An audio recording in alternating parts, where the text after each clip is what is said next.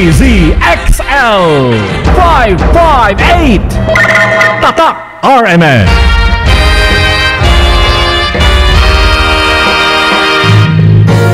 Good morning, Metro Manila! Metro Manila! Di na boring ang Sunday dahil mas pagaganday namin ang inyong morning. Good morning, Metro Manila! Sunday morning radio talk show sa bagong DZXL 558. Talakayang magaan subalit malaman ng mga isyong di na pag-uusapan araw-araw.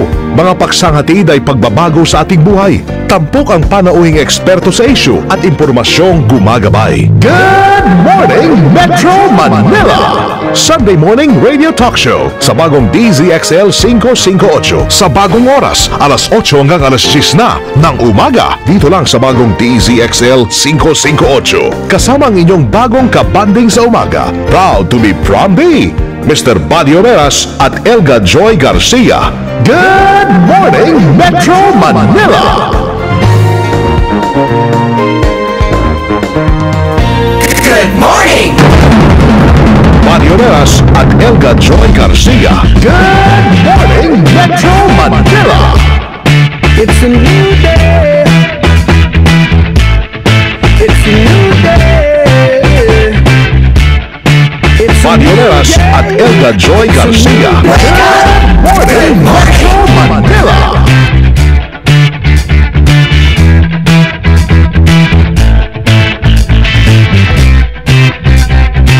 Ay, kamusta ko kaya mga kasama? Good morning. Morning, Joy. Good morning, kasamang buddy. Good morning sa lahat ng ating mga taga-subaybay na imbag na agsa pagkada kayo amin. Nakasta, ngumani kayo amin. Ayan. As usual, may umaga po sa lahat ng mga bagong gising. Hindi ko kami nagbibiro, totohanan na po ito. Ganda ng buhok mo, Pards. Ayan, thank you. Mukhang bawat Sunday talaga may bago sa'yo. Ayan, mahirap naman kung hindi tayo papantay sa kagwapuhan ng ating partner. Punasan nga muna yung langis ng mukha ko at hindi naman ka. Magandang gising po, Pilipinas, Metro Manila. Ano bang petsa na today? Ayan, naku, 21 na ng buwan ng Abril. Parang kailan lang, ha? Lapit na naman pala ang ano? Agosto. Mayo. Aha. Ilang araw na lang pala. Fiesta na. Yes. Ano yan? Political fiesta? Oh. Election Ay, time? of course. Natulog pa yung mga kandidato na ipinangako na sa atin yung mundo. Halos hindi na yan natutulog. So, anyway. Sige lang, as usual, ang maganda po sa lahat ay maganda sikat na araw today at Ayan. pwede na bang kantahin to?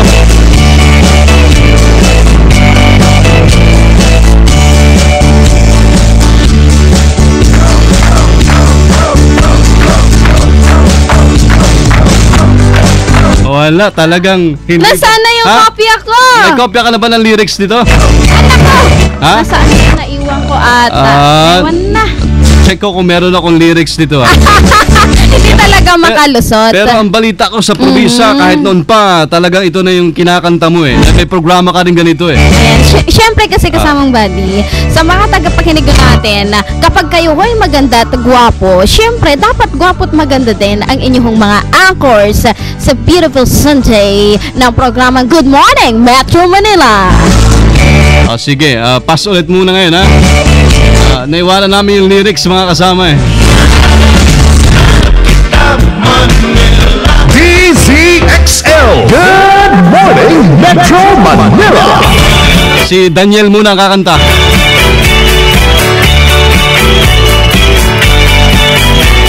Sunday morning, up with the lark. I think I'll take a walk in the park. Tulad ng dati, imbitado po namin kayong lahat na nakikinig ngayon sa DZXL 558. Ay po landline sa studio mga kasama 882-2374 882-2371 882-2376 at 882-2378. Cellphone numbers ay tatlo pa rin ang pinagpipilian natin. Ang kanila pong number na pwedeng mag-text muna kayo ha. 0921-431-1044. Para naman ho sa ating son, 0923-911-8899. Pwede rin makasama sa Globe. Ayan, 0927-863-7771. Saan pa tayo pwedeng mapuntahan? Ayan, syempre, good morning sa lahat ho ng ating ho mga viewers ano man ang oras sa araw ho dyan. Ayan, good morning ho pala no kay Kuya Apin, Kuya Leopin Pasyon yan sa London. Wow! At si Victoria Linda, ayan Hello. ang ating masugid na tagapakinig at viewer. Suki At natin. syempre si Ma'am Gloria, yan ho sa abroad na laging nakikinig sa atin ho. Pwede ho nyo kaming i-view ni kasamang body para ho siguradong hindi ho nagsisinungaling ako ho na nagsasabing gwapo ang aking home partner. Hindi nagsisinungaling Ako? ng ebidensya. Nagwapo ho talagang aking home partner at walang kakupas-kupas. Pwede na magpa-ice cream mamaya ang Bigla aking akong partner. tama-tama. Magpapa-ice Bigla cream akong- mamaya yan. Bigla na bingi. Sa ating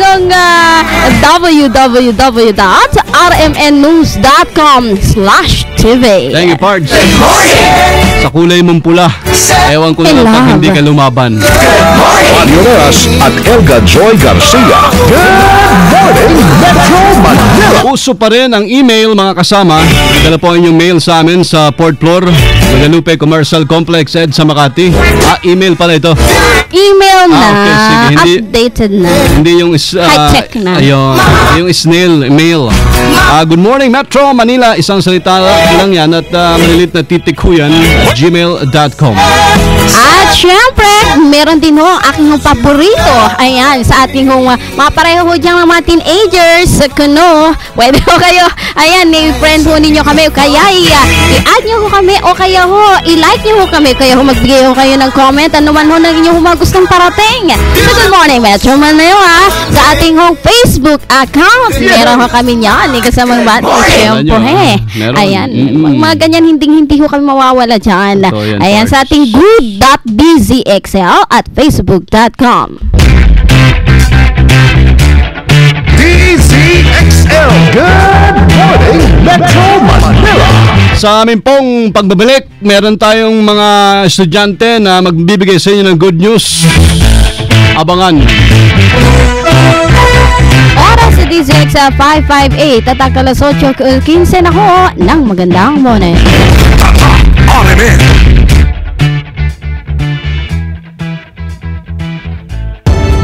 Skin infection alert. Sa isang bayan na inaatake ng buni at scabies, may isang sabon na laban sa skin infections. Alamin natin kung ano ito. Tiwala ako sa Dr. S. Wong's Sulfur Soap. Bakit? Ano ang meron sa sabon na yan na pwedeng panlaban sa skin infections? Dahil ang Dr. S. Wong's Sulfur Soap ay isang sabon na may bisa ng 3, germicide, fungicide at parasiticide pa. Wow! Dr. S. Wong's Sulfur Soap. Also available, Dr. S. Wong's Sulfur Soap, scented with moisturizer. IPI, 50 years of quality products. 558 DZXL. DZXL. Good morning, Metro Manila. Magandang morning balita. Good news sa Metro Manila. Ngayon ba? Kasama nandito na po mga good news. Metro Manila today, Sunday, April. Anong petsa na Pards? 21 na 21 na. 21. Parang edad mo lang, no? Wow! Kasing edad natin ng mga kaharap natin ngayon. Kaya nga. Magsasagawa po ang Department of Trade and Industry o DTI ng Diskwento Caravan sa Metro Manila. Dahil ng caravan mga kasamang ilapit daw ho sa mga mamimili. Yung mga kaharap natin, maraming pambili itong mga ito. Ang mura pero may dekalidad na mga produkto. Ayon kay DTI Kamanaba Officer in Charge Joy Villaruel, dadalhin po nila ang caravan sa Malabon sa darating na May 21. Sa Valenzuela sa May 29 at Nabota sa June 14. Ang Diskwento Caravan ay magbibigay ho ng mga produktong kailangan natin, mga assorted products gaya ng mga tape, powder drinks, para mas mura daw ho, citrus juice, cooking oil, sauces, condiments at ang daming iba pa, leather goods, handicraft at mga fashion accessories. Maliban ho sa mga discount sa mga mamimili na hindi naman barat pero practical lang siguro, no? Portado rin ho ng Diskwento Caravan ng micro, small and medium enterprises. So yung tinatawag na MSMS. Mayoreas at Elga Joy Garcia. Good morning, Metro Manila! Samantala, kinilala naman ng Metro Manila Development Authority o MMDA kanilang 35 street sweepers na nanganganib ang buhay habang tumutupad sa tungkuling panatilihin ang kalinisan sa mga panahing kalye sa Metro Manila. Ang 35 street sweepers ay binigyan ng marangal na merit badge bawat isa sa mga ito. Dahil sa tindi ng pinsalang tinamo, napilayan pa ang ilan sa mga ito at nakasaklay pa ng tumanggap ng parangal. Ilan ho sa kanila ay nasagasaan ng bus, AUV at iba pang sasakyan habang naglilinis ng kalye at nagdidilig ng mga halaman sa kaba ng EDSA at Quezon Avenue kung saan karamihan sa kanila ay biktima ng hit and run. Anak ko, napakainit pa ng panahon ngayon. Dagdag pa yan. Paalala naman ni MMDA Chairman Francis Tolentino sa mga motorista na magdahan-dahan kapag may nakikitang street sweeper at iwasan ng mga ito na masagasaan. Sinasagot ho ng MMDA ang pagpapagumot sa mga ito at binigyan din ng promotion. Mayoreas at Elga Joy Garcia. Good morning, Metro Manila! Magandang morning balita! Good news sa Metro Manila! Ngayon na!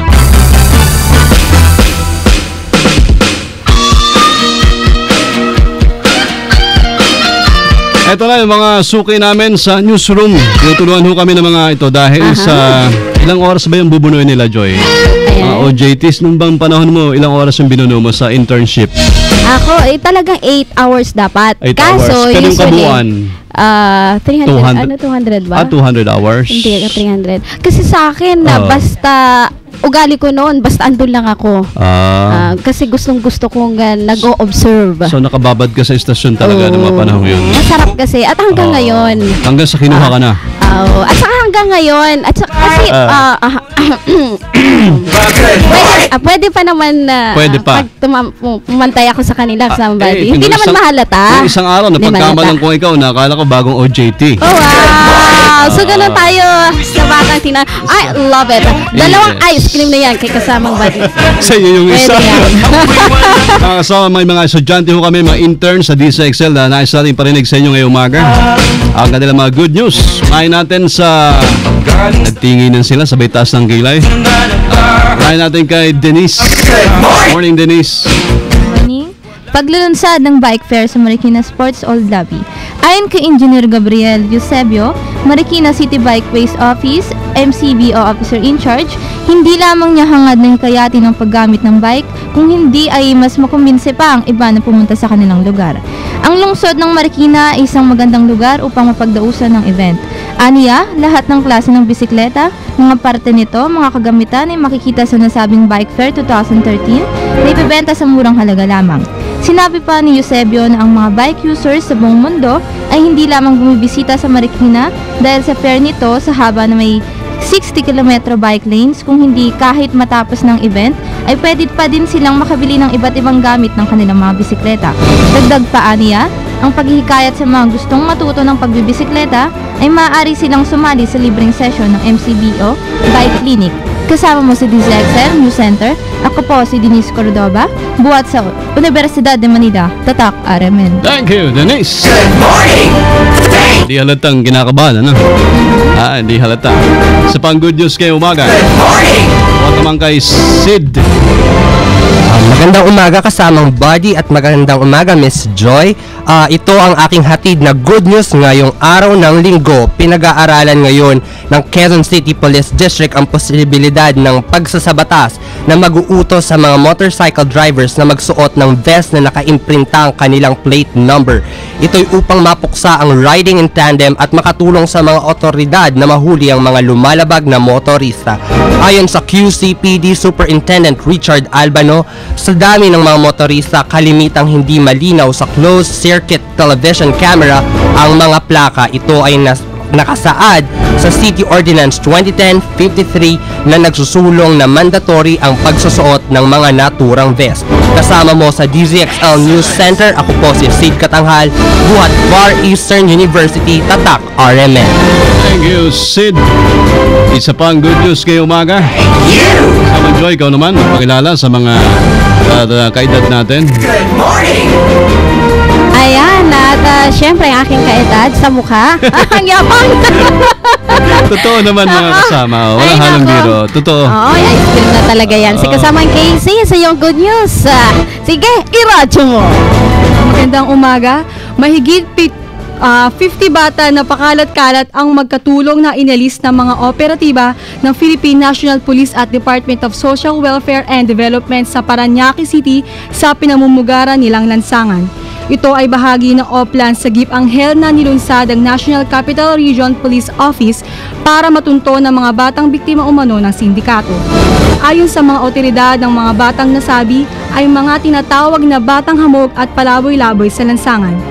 Patapos ang operasyon, 30 bata sa mga dinala sa presinto ang sinundo ng kanilang mga magulang habang ang natitira ay mananatili sa DSWD para iharap sa mga taong naghahanap ng kanilang nawawalang anak. Panawagan pa ng pulisya na maaaring tumungo sa kanilang himpilan ang sinumang naghahanap sa kanilang kaanak na batang nawawala o maaaring tumawag sa mga numerong 0916-352-7436 at 820-9682. Kasama mo sa DZXL News Center, ako po si Casey Padilla, buhat sa Universidad de Manila, Tatak, RMN. Thank you. Isa pang good news mga kasama. Good morning!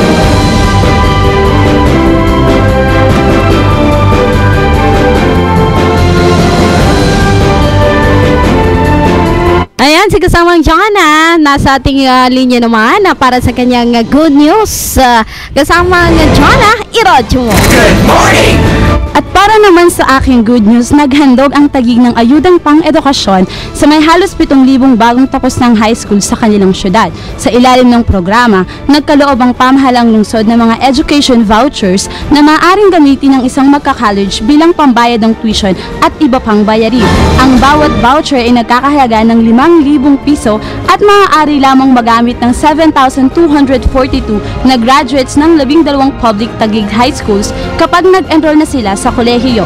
Kasama mo sa DZXL News Center, ako po si Jonah Malio mula sa Universidad de Manila, Tatak, RMN. Good morning! Ang bilis na. Akala ko hindi pa tapos. Thanks, Jonah.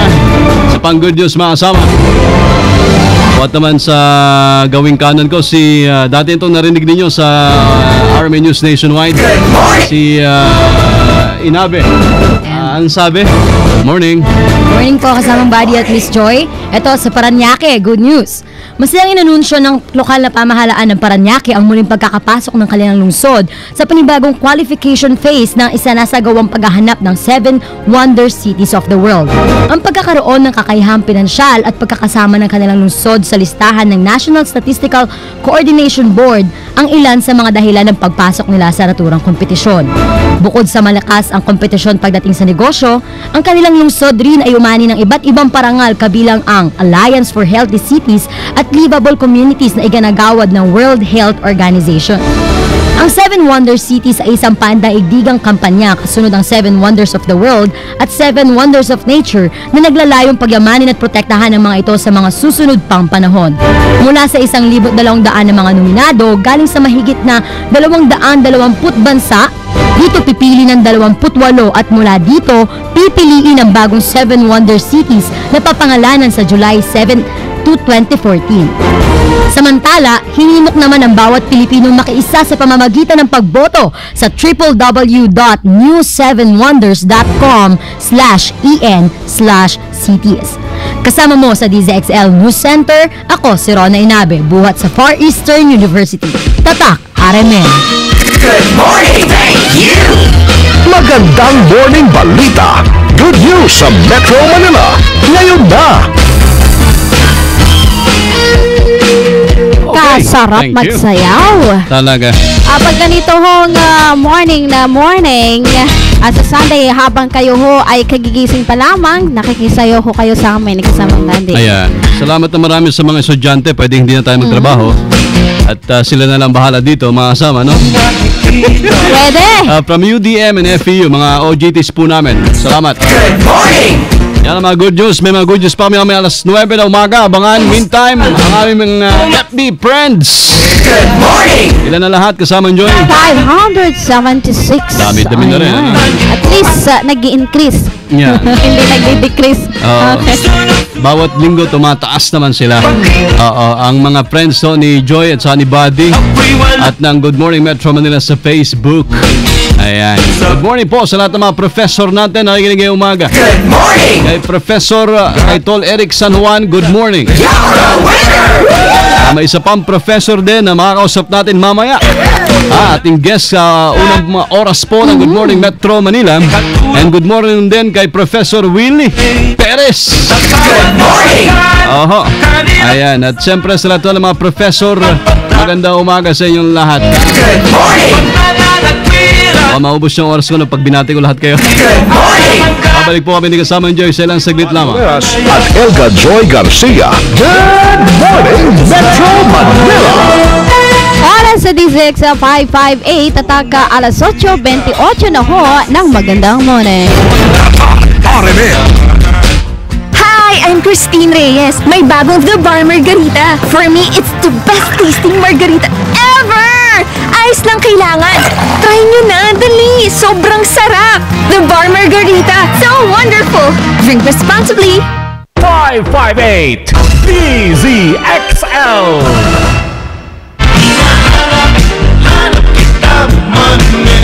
DZXL. Good morning, Metro Manila. DZXL Sunday Issue. Ngayon pong umaga, mga kasama, ay mapalad tayo dahil yung mga kausap po natin ay isang nasa bahagi rin ng trabahong ito. Good morning! Sa pamamahayag din siya, mga kasama. At ibang binabasa ko yung profile niya dito. Nagulat ako dahil natuloy siya, ako hindi. Ayun. Dati siyang seminaryan. Yun. Ex-seminarian ho ang ating guest for today. That's right, Joy. Pasadahan mo ay yung unang bahagi ng kanyang profile at habang ninanamnam ko itong tugtog ito para sa ating mga listeners. Ayan, dahil nga, sabi nga natin isa kong dating seminarian na bagamat kanya nga iniwan ang seminary para ho yung kanyang desisyon na i-dedicate ang kanyang buong buhay sa pagtulong sa ating mga Pilipinong entrepreneurs at bagong vokasyon. Ito yung tinatawag na pagmamahal sa pagtuturo. Yun. Talaga. Marami kaya ng ating partner dyan. Si partner ko rin nagturo din ho yan. At naging lecturer din siya ng halos ilang taon din sa De La Salle University. Yan sa College of St. Benilde School para sa mga professional at and continuing education. Ito yung tinatawag mo na space program. Marami siyang may tinuro at itong diploma in retail management program. Kita mo na. Para sa mga entrepreneurs. Negosyante, At sabihin pa, siya po ay aktibo sa business community, mga kasama. Ang reputasyon po niya ay hindi matatawaran, hindi lang sa mga Filipino entrepreneurs, kasama ang Joy, pati sa mga foreign investors. Kami po hindi pa personal nagkikita, pero sa lumipas na mga taon kami sa text ay parang matagal na magkasama at magkakilala. At hinahanga natin ang mamang ito. Naging guest na po siya sa maraming palabas, programa sa telebisyon at sa radyo. Kaya lang hindi na pasama dito yung DCXL, ha? Ngayong umaga, papasama na yan. Kasama na tayo. Guest natin siya. Hindi na ho namin pahabain pa dahil kulang ang oras. Please welcome, mga kasama. Ito, babanggitin ko muna bago yung pagbati ni Sir. Pwede nyo siyang mas makilala, makita ang kanyang mga advocacies and all sa kanilang website. That's www.metoopsisconsultancy.com. Please welcome this morning Professor Monsi Serrano. Good morning! Good morning, kasamang Monsi. Good morning! Good morning, PT Joy and Handsome Buddy. Thank you very much. Ang tunay mong pangalan ay Simon, tama ba, Monsi? Ayun. Tama, Simon. Sino nagbaligtad ng pangalan mo? Yung isang pari sa seminary kasi sabi niya magiging monsignor ako. Ayun. Ganun ba? Oo. Gaano ka katagal, bale, na nasa seminaryo? Halos 10 years ako kasi nasa din ako sa mga ibang places. Oo. So matagal-tagal. Tagal din pala, no? Isang dekada. Pero hindi naman dahil sa kung ano pa mang dahilan kung ba't ka lumabas, kundi dun sa nabanggit sa yung profile kasamang Monsi na talagang ano yung drive mo na tulungan, ano yung nakita mong pangangailangan para matulungan ng mga Pilipino businessmen or entrepreneurs? Kasi nakita ko marami talagang potential ang ating mga Pilipino, ang ating subalit hindi nabibigyan ng pansin. Naalala ko nga yung huling talk ko dito sa San Beda sa graduating college students ng entrepreneurs. Nakita ko kung gaano sila kasidhi pagnanasa nilang makatulong sa bansa, hindi lang sa pera. Nakikita ko kasi yung proseso na minsan napakatagal mag-register ng isang negosyo, kulang ng suporta. Ako sa paglibot ko rin sa iba-ibang bansa, sa US, sa Canada, online, sandali lang. In less than 45 minutes, tapos ka na, may negosyo ka na. Talaga? Napakaganda. Alright, interesting. Monsi, pakihina lang ng konti yung monitor natin para mas madinig ka natin mga listeners worldwide and of course Metro Manila. So, umikot ka ng halos mga ilang taon din para lang mas mapaghusay pa yung pwede mong maitulong sa mga negosyante o mga gustong magnegosyo. Oo, ganun ang ginagawa ko, Sir Buddy and Ma'am Joy, na nakikita ko kasi yun ang kailangan natin para umunlad ang ekonomiya. Hindi yung palagi tayo nakadepende sa exporting our labors. Kasi kung tutunan natin ng pansin na ang mga, lalo na yung mga kabataan natin, tutulungan natin na magnegosyo, hindi na hindi na mag-abroad yan, lahat ng kanilang kikitain at gagastahin dito sa ating bansa kung magiging friendly tayo sa ating mga entrepreneurs. So mga gaano na akadaming natulungan o ilang taon na ho tayo na tumutulong sa ating mga Pilipinong entrepreneurs? Matagal na rin siguro. Ako, Ma'am Choy, matagal na. Na rin, almost 10 years, more than 10 years na pala. Hanggang sa na-invite na rin ako magsulat, para for business column. Alright. So yung una, parang nakapag interesante na buhat sa pagiging gusto mo talaga maging pare kasama Monsi dati? Tapos doon, mukhang wala yung calling mo doon. Lumabas ka, lumibot ka, and eventually naging tinagurian ka na nga na the business guru of the Philippines. Yun nga, kasi ang ginawa ko kasi, talagang hindi lang yung mga laking negosyante tutulungan ko, Ako nagpupunta ako para sa tawi-tawi. Sir Buddy and Ma'am Joy, para tulungan din yung mga natin, yung mga kapatid natin na Muslim kung paano rin mapapaunlad, like sa seaweed program nila. Kaso nabibigo ako kasi medyo kulang na suporta sa parte ng gobyerno, lalo na sa kanina topic nyo yung DA. Ang mga seaweed sa ating sa tawi-tawi, karamihan ay binibilat. Wala silang machine dryer. Nababasa ko sa dyaryo o sa mga propaganda na meron silang machine dryer. Pero magpunta sila sa Simonol, sa Sibuto, ang dami mga seaweeds doon, lahat sun-dried. Kasi pagka sinasun-dry mo na yan, nag-iiba na ang quality, hindi siya consistent. So kung ating ikukumpara lalo na sa ibang bansa, yung mga entrepreneurs at nakita din ho natin itong kalagayan ng mga dayuhan, kumpara dito sa pagtulong ho ninyo, ano ho yung napansin na obserbahan ho natin kasamang Monsi? Sa akin, ang pagdating sa ibang bansa kasi, napakasimple ng proseso. Online application, walang dumadaan na pera. lahat bayad ka sa Singapore din, gano'n, no? Either naka-nets ka or credit card. Na pwede naman natin, napakabilis, no? Kaya kahit sinong mga panyagaman o lokal na mamamayan, ma-enganyo silang magkaroon ng ng proseso. Dito mauubos ang pila mo eh. Kaya imbis na magnegosyo na lang, gagawin na lang nila, wala, magtatrabaho na lang. Siguro yun na kailangan baguhin. Kailangan nila baguhin ang sistema. Marami na yan, no? Nakipag-partner sa akin ng, it's okay to mention it, no? Ang isang business mirror, no? Nag-partner sa akin. Punta kami ng Baguio, may caravan kami. At ibang TV networks. Yung Prepare Business Seminar na ginagawa ko nun before. Sa akin kasi yun yung pwede natin gawin dito. Partnership ng government, ng mga media entity na katulad nyo, no? Para makatulong tayo. That's right. Gusto ko nga uli ituloy yan eh, dahil etong paniniwala ko, sinasabi ko nga yan, no, na ang mga kabataan, sila ang magdadrive ng ating economy.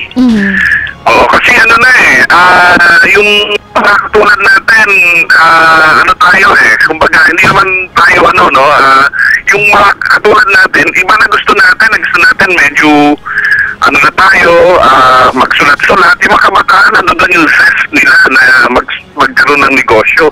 Marami silang ideas, marami silang puhunan, no? At kahit wala namang puhunan, ang importante na kasi idea para sa akin. Tama yan. Monsi, balikan ko lang yung binabanggit ni Partner Joy, yung kumpara sa ibang mga bansa siguro na napasyalan mo na or napag-aralan mong mabuti yung ekonomiya, yung business attitudes nila and behaviors. Maliban sa, yun nga, mabilis ang transaction sa nila, siguro sa power na rin ng technology na gagamit nila ng mabuti. Ano pa yung mga nakpansin mo na meron sila doon na wala tayo pagdating sa pagninegosyo sa Pilipinas? Sa pagsisimula, ha? Lalo't higit. Ang nakikita kong meron sila na wala tayo, yung inaano nga nila na sa kanila merong suporta ng mga small private entities. Ayun. Okay. Kunyari, hindi ka tuwad kasi kasada na kunyari, maliit na negosyante ka, kakainin ka ng malalaking retailers, di ba? Yun ang prevailing na sistema ngayon eh. Yun ang nangyari ngayon, no? Katulad sa Baguio, namatay yung, na maliit na negosyo, no? Sana rin, kasi doon nire-regulate they prioritize the local, yung mga small entrepreneurs. Sa atin kasi hindi parang hindi ganun yung thrust ng gobyerno natin. So parang kulang yung support ng gobyerno natin. Definitely. I can categorically say na kulang talaga sa suporta. Kasi binabanggit mo doon sa tawi-tawi, sa seaweeds man lang, di ba? Wala man lang silang machine para doon mabiyak yung yung seaweed o paano? Oo, nakakalungkot, no? Buddy, kasi Joy, ang nakakalungkot yan, ang nakikinabang dito sa seaweeds, alam niyo kung sino? Mga Koreano. So parang mas binibigyan pa nila ng prioridad yung mga foreign investors kesa sa ating mga Pilipino talaga na investors. Kasi yung mga Koreano, pwede sila mag-invest ng pera for, to buy yung mga drying machines. Diba? Yun yung advantage na may bentahe sila na gano'n. All they have to do is to partner with the local. Tapos ang nangyayari, yung actual cost nung selling cost ng seaweeds, binabarat nila kasi nga wala sabihin na it's not sun-dried. So it's sun-dried, it's not machine-dried. That's right. We will not buy it at the price that you want. Okay. So ganun nangyayari. So lumalabas talaga, una sa lahat, pag sa ibang bansa, hindi naman natin nilalahat sa Pilipinas. For sure, may mga ilang departments din na maayos naman ang transaction kahit online or sa frontline. Pangalawa ay ang katotohanan na talaga ang suporta doon sa mga ibang bansa na napuntahan natin, na pag-aralan mo kasama Monsi, tuloy-tuloy. Hindi yung panahon lang ng eleksyon, di ba? Sinabi mo, yun nga nangyayari, no? Ilang hindi ko na nakaupo sa atin, sabihin nila na, sige, may trabaho. Wala rin No, nakaupo na yung tatay, susunod yung anak, makasusunod hanggang sa puso talampakan. Wala pa rin nangyayari. That's right. Pero sa kabilang panig, Prof. Monsi, Joy, hindi naman ba dahilan din kung bakit sa Pilipinas, hindi ganun tatago katindi yung pagnanais sa magnegosyo ng isang simpleng mamamayan, ay dahil nga sa yung interest mismo ng tao. Ibig ko sabihin, tayo ba sa Pilipinas ay mababa ang interest sa business? O ano yung nakikita nyo na psychology doon? Tila tama kasi parang discouraging minsan ng negosyo, di ba, Prof. Monsi? Ang sa akin naman kasi, no, batay din, kasi ako kahit kaninong taon nakikisalamuha ako, no, wala naman talagang problema as far as willingness, no, yung to put up a business. In fact, tatanungin mo talaga, yun ang pangarap, no, kung magkakaroon ka ng random survey, pangarap ng bawat isang Pilipino, kay bata, kay matanda, na magkaroon ng maliit na negosyo. Ang siguro, no, ang nakaka-dismay sa kanila kasi, yun nga, kakulangan ng puhunan, no, tapos yung sa akin kasi, no, yung mga underground economy, kunyari, yung, kasi nanay ko, no, namulat kami na may maliit kaming tindahan, no, kasi yung father ko sa Manila Chronicle before, no, as a journalist. So, hindi kalakihan yung kita. So, nanay ko, namulat kami na meron kami maliit na tindahan na tutulong para sa araw-araw na kinakain. Kaya na, puso ko rin yan dapat hindi yan dinidiscourage. Daragyan lang ng sistema. Diba? Hindi yung i-demolish natin. Dapat lang may sistema. Saan ba to? Saan ba kayo dapat ilalagay? Diba? Tama yun. Sa Singapore, may hawkers. Diba? Inaalam nila sa particular na lugar. Hindi naman natin kailangan i-discourage. Ayusin lang natin. Lagyan lang natin ng sistema para maayos ito. Parang kakilala ko, nagtatricycle kasamang Monse Joy, di ba? Yun ang kanilang simpleng pinagkukuhanan ng hanap buhay, panggastos araw-araw, pang-paaral ng anak. Pagkatapos nasira, wala man lang pwedeng tricycle loan daw para makapagpagawa. Mga tipong malilit na bagay pero malakas at long-term yung impact. Good morning! Tama. Ganun lang nangyayari kasi. Ang napaprioritize ka. Kaya malakihan. Pagka malitang ang iyong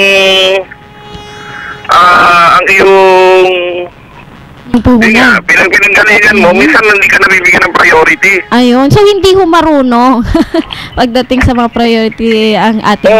Dapat talaga merong marami kasing nagsasabi, represent sila ng ang mga mahihirap, pero sa katotohanan naman, hindi naman ganun yung mangyayari. Ano ho ba yung ugaling Pilipino? Kasi sabihin na lang ho natin sa mga dayuhan, lalo dito sa mga Chinese. Unahin na natin yung Chinese kasi yung pagkakaalam ko kasi sa mga Chinese business kagad Kasi kung sa pagkakaalam ko kasamang Monsi, sabihin na lang natin bumili ang Chinese ng may binili siyang produkto at may baray siya piso lang.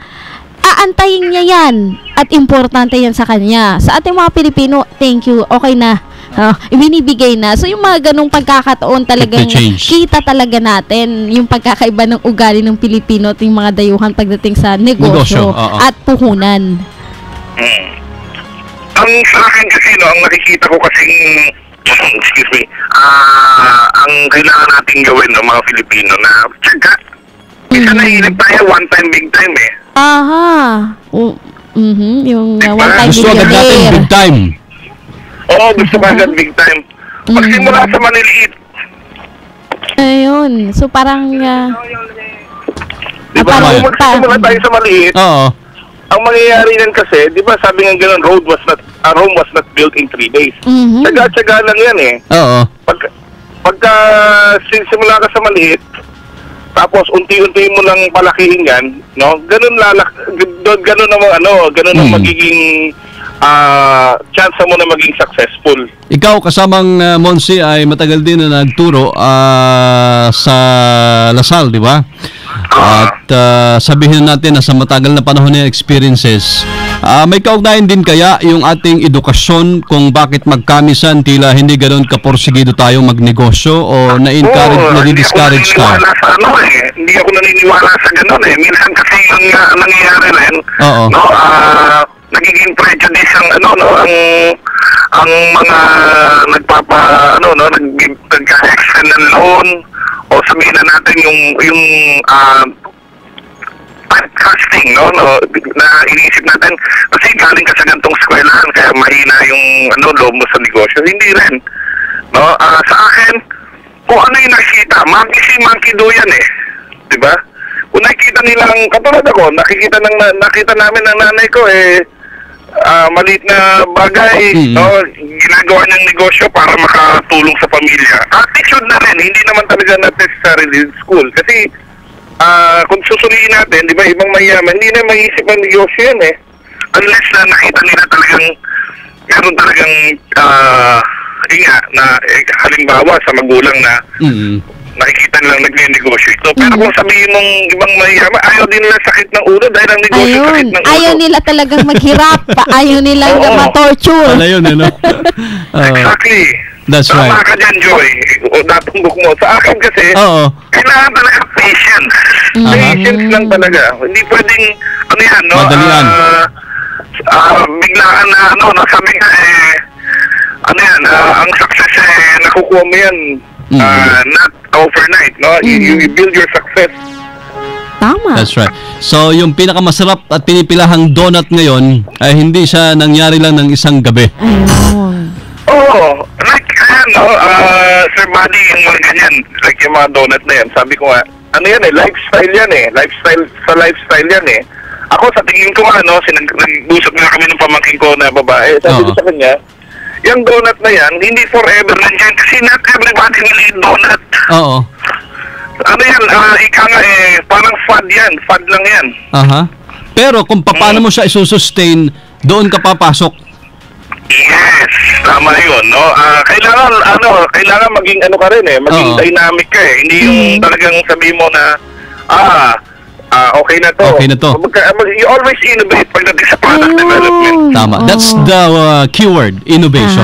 At kung ating pagbabatayan, lahat naman kailangan paghirapan mo. Totoo yun. Kasi, di ba, nakita natin, no, isang example yan, no, yung mga restaurant na nakikita natin. Nagsimula sila sa manok. Tapos nag-integrate sila ng mga ibang products. Nagkaroon ng halo-halo, nagkaroon ng pansit. Kasi kung manok forever ang kakainin mo, hindi ka napapatronize ng tao. Lilipad ka, ang kita mo yan. Oo. Exactly. Parang yung tindahan din kasamang Monsi Joy ng cake. Di ba yung mga tindahan ng cake ngayon? Restaurant na rin yung gilid, di ba? Talagang... Tama. Kailangan integrated ka Integration. ka. Alright. Okay. Natutuwa kami dahil kami ni Joy, ako personal, wala akong negosyo. At binabala ko minsan kasama mo subalit tama rin naman na kailan makatsaka rin ahead of time na yung papasukin mo magiging successful ka. Bagay na magandang planning. Gayon pa man, marami talaga ang nagsisimula sa sari-sari store, di ba, Monsi? Kahit saan sa mga probinsya o dito sa Metro Manila, sa mga suburbs natin, dikit-dikit may sari-sari store. Ang tanong ko is, kung ganun din lang ang sistema minsan at kulang ang suporta ng gobyerno, kinakain po yung mga malilit na negosyo na malalaki, di ba? Sa tingin mo, meron bang paraan pa para kahit paano mapagsama-sama itong mga ito at mapalaki at matulungan? May ganun bang sistema? Sa tingin ko, yung na-mention mo yan, no? Kasi isa sa mga problema natin, sa article na ginawa ko nga dati, sabi ko, minsan kasi gaya-gaya po tumaya ang mga Pilipino. Tama yun. Ayun, yan tayo kilala kasamang Monsi, mga Pilipino.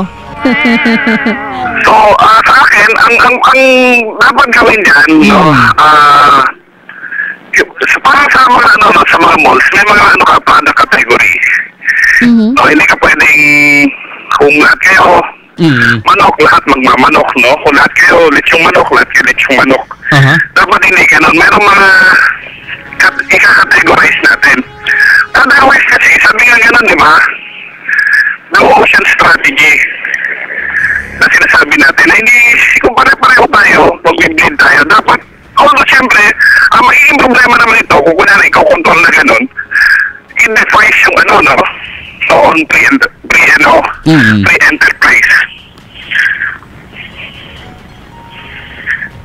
Yes, Monsi. Yung free enterprise na binabanggit mo, at least ang makikinabang consumers.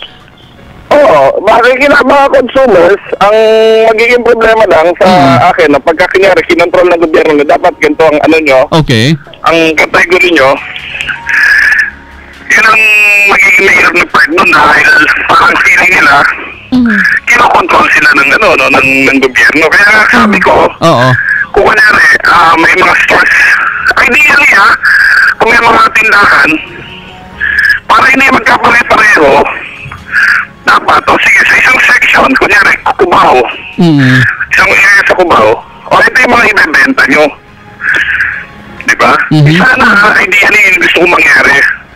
Para maging successful din yung lahat ng mga negosyo. Ayun. So, maayos na distribution ng klase ng negosyo. At magkakaiba. Oo. Para marami pagpipilian. Magkakasamaan pa kayo ng loob eh. Parang, kasi dapat creative din ng mga Pilipino. parang chat-to-chat lang sa Thailand, Ayan, so maliban ho dito kasamang Monsin, nababanggit mo itong mga mamay nating Pilipino sa punto naman ng ating sa ating gobyerno mismo, sa mga politiko, sabihin na lang natin na kulang yung support.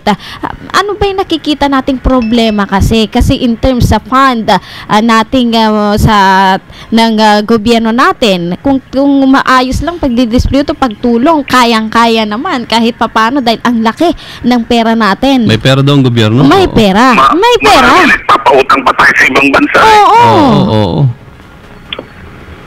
Ano yung nakikita natin? Ano yung ano ba yung kulang sa parte naman ng ating gobyerno? Sa akin kasi dapat yung tanong niya rin kanina, kailangan na awareness. Ano yung advantage ng pagiging entrepreneur? Bakit kailangan maging entrepreneur ka? At ano yung incentive dapat ng government para sa mga entrepreneurs, no? Kasi yan nangyayari nga kasi, yung proseso pa lang, no? Quezon City Hall, napaka-notorious yan. Pasensya na kayo, no? Kasi, totoo naman. nag-mention ako. Okay. Sabi ko nga sa kanila, nagre-renew ako ng aking business permit, no? For ilang years na, no? Tapos sabihin nila, nung i-release na lang yung sticker para doon sa plaka ng negosyo, ang sasabihin nilang gano'n, sir, ipag-xerox yung ako lahat ng ng mga papel na sinabit ko doon sa Sabi ko nga, members sa dumadami ang negosyo, dapat nagiging paperless kayo. Tama. Diba? Dapat yun ang common sense eh. Kasi minsan nga may racket on the side. Kasi yung mga photocopy machine sa labas ng Quezon City Hall, pag-aari ng gobyerno, ng local government. Yun na yun eh. Diba? Akin, simple yan. Sabi ko, I'm willing to give free consultancy, no? Sa mga local governments para mag-pilot, para masimula na magandang proseso, magkakaroon ng marami na foreigners na gusto magnegosyo. Kaya na nahiya ako na imbitahin sila kasi iba nabibiktima, no? Naluloko, no? Kasi nga, tapos iba nabubwisit sa proseso. Sa akin kasi, no, kailangan sa part ng local government, maging friendly sila. Kung foreign investor, gusto nyo magkaroon ng foreign investor, pero kaya incentive for foreign investors. Kung gusto nyo dumami entrepreneurs in the local government or in the local area, meron kaya incentive for the entrepreneurs. So sa local government units pa lang, dun pa lang dapat maayos na ang transaksyon at mabilis. Yes. On the micro level, ano na tayo, so how much more pagdating sa macro? That's correct, Prof. Monsi. Dahil kung ako negosyante at magtatayo ako ng isang negosyo at hingi ako ng permiso at ako yung kompleto ng requirements, pagkatapos patatagalin, mata-turn off ako, eventually baka mabwisit din ako, hindi ko na itutuloy. O kaya naman, in some cases, yung iba itinutuloy pero wala nang regulation, wala nang permiso. Ayun. Oo, totoo. Ganun talaga ang mararamdaman mo eh. Ako, di ba, nagturo ako sa entry program ng level, no? Sinasabi ko nga yan na yung mga na-brought up sa akin ng mga cases ng mga estudyante ko. Yung mga estudyante ko, mga yung entrepreneurship, mga professionals na yan, no? Kaya na hindi natin nila yung proseso sa mga local governments. Grabe daw talaga. Pahiyakin ka. Yun nga yung sinasabi ko, dapat may one-stop shop. Merong marami nagsasabi gagawin nila, no? Pero wala. No? Dati ako, buwisit ako sa sa DTI.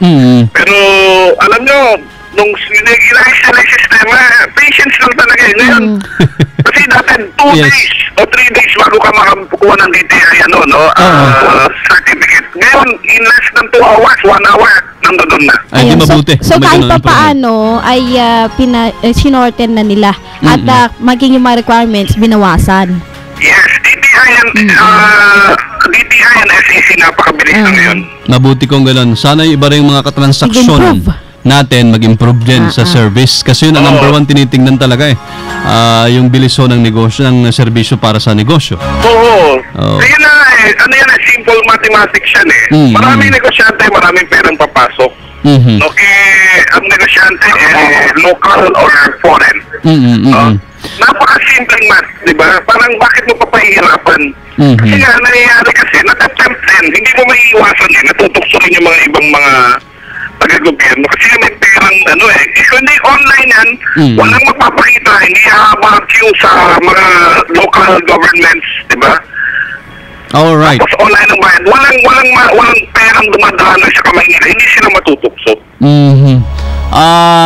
Monsi, we have at least about 3 more minutes to go at nais lang namin siguro i-maximize din kasamang Joy kasi well, ang una ay meron kang nabanggit one time sa article mo. By the way, nagsusulat din po si Monsi sa pakibanggit mo na kasamang Monsi. I write for Kabayan Weekly. It's an international newspaper catering to the Middle East. Tapos I also write online for Philippine Business and News Forum and Kuro-Kuro. Yan. So, bali 3 yung pinagsusulatan mo kasama Monsi, no? Oo. And isa sa mga naisulat ni kasama Monsi ay yung tungkol doon sa, ang title ng artikulo mo, nabasa namin ni Joy ay Time to Change. Pero sabi ko, hindi kami masyado magpo-focus sa politika dahil ako naalibadbaran din ako sa mga pangako nila, no? Monsi, oo. Pero doon kami sa advocacy mo na pinasimulan sa Facebook, ito yung Stop Corruption Philippines. Dahil obviously, Monsi, yung corruption sa micro level pala, nag-start na rin yan, nandyan na rin yan, buhay na yan. So talagang cancer, parang sakit na cancer ito. Pero ito yung dapat na pag-usapan lahat ng mga Pilipino mapakinggan. So siguro, briefly lang din, in a precise manner, siguro, kasamang Monsi is, ano ba talagang layunin itong Stop Corruption Philippines mo? At na maintindihan naman ang inig sa atin ngayong umaga. Okay, yung Stop Corruption Philippines ko sa Facebook, ginawa ko yan kasi medyo nabubuisit na rin talaga ako sa nagaganap sa bansa, no? Para sa akin, ay nga, inad ko yung mga kaibigan kong, yung mga colleagues natin sa media, inad ko, yung mga sundalo, para lahat sila aware, no? Hindi lang naman yung corruption sa gobyerno, pati yung corruption sa private sector. Ang gusto ko lang kasi mangyari, naniniwala kasi ko na pag walang corruption, no, sa ating bansa, uunlad tayo, no? Kaya may mga kailangan nila tatakbo ko sa politika. Hindi, wala ako, may mga nagme-message pa sa akin. Ako, tumakbo ka, hindi. Sabi ko, ginagawa natin to para matigil ang korupsyon. No, lahat ng kay maliit, mga aking bagay, no, itong Stop Corruption Philippines sa Facebook ay makatulong para sa mag-create ng awareness. Ayun. So, in line with this, ano itong mga ginagawa nating hakbang or paano natin na ipaparating sa ating mga mamayan na tumulong para ito yung stop corruption dito sa Pilipinas? Ito nga nakakatuwa, no, Miss Joy, na may mga nag-email o nag-post dun sa page mismo. Ang ginagawa ko, kinukonta ko yung involved agency or corporation. Tingnan niya, may nagreklamo sa isang retail shop. Okay. Ang ginawa ko, kinonta ko yung owner, no? Binigay ko yung email, pinost ko lahat. I only endorse complaints that are backed up by evidence. That's right. Para naman din mabigyan din ng kumbaga equal na oportunidad yung inireklamo, makita nila yung biggest picture. Okay, the big picture. That's right. Alright, maliban dito sa Facebook ninyo, meron ba kayong pupunta ng school, ipapaliwanag ito, mga ganun tipo kasama ng Monsi, o purely sa Facebook lang po ito? Stop Corruption Philippines. May mga invitation ako. Actually, ako na dinecline kasi may mga biyahe rin ako, no? I'll be going to Dubai and give talk. May mga invitations sa school. Okay. No? Kasi gusto nilang i-touch. Hindi lang about corruption entrepreneurship, at yung mga ibang mga issues. May mga invitation din ako for other organizations. But hopefully, as like what other members of Stop Corruption Philippines, gusto rin nila na magkaroon ng parang caravan. Alright. Sakasakali, no? Ang ano ko lang kasi dito, to be honest, the only reservation I have, kasi baka sabihin nila namumuliti ka or what, ayoko kasi nung ganon. I always believe that the landscape, no, has already changed. In battling corruption in the Philippines, hindi na ngayon sa daan it's in the cyberspace. Okay, yeah. So, para sa mga tagapakinig natin mamaya na malapit na rin itong election, though hindi ito talaga pamumulitika. Pero ano ba yung mga dapat na batayan ng isang, sabihin na natin, mamaya, no, botante, para kahit papaano, makatulong tayo para maiwasan ang, at na matigil na ang korupsyon. Pwede lang, oo. Sa akin, personally, kailangan, subukan naman natin yung mga bago na kandidato. Okay. Huwag na tayong magkumalal ng mga dating mga pare-pareho ang apelido, walang karanasan, kasi sikat yung tatay, o sa akin. Pero hindi naman kasi sabi lahat ng bago ay matitino, no? May mga bago na nagpapanggap. Huwag lang tayong mga, kakanggal ng mga nagpapanggap na binulungan sila ng Diyos para isalba ang Pilipinas. Dahil the more that they promise that God tells them to run, is the more dangerous it is for me. No, it's hypocrisy. No, they are using God in order for them to take advantage. Kasi sa akin nagsisilbi ka na sa Panginoon Yun na yan, bayaan mo na. Sa akin, huwag nating ihahalal natin yung mga sabihin nating makakagawa ng pagbabago. Balikan natin nakaraan. Kung past sila na electionist, meron ba sila nagawa? Kung may nagawa, okay. No? Kung wala nagawa, huwag na natin iboto. Kung anak lang sila ng dating politiko na wala namang ginawa sa bansa, huwag na natin silang ihalal. Para sa akin yun, yung the best na batayan. Subukan natin ngayon yung mga bago, mga young, yan. Pero kasi sa akin yung mga future leaders, yung mga young and new blood. Hindi yung mga dating kung ano-ano lang ang katangian. Alright. In closing, kasama Monsi, kaya nating labanan, mabawasan, and eventually ma-stop ang corruption. Oo. Ang sabi ko sa stop corruption, in stopping corruption, simple lang yan Hindi yan responsibilidad namin sa Stop Corruption Philippines.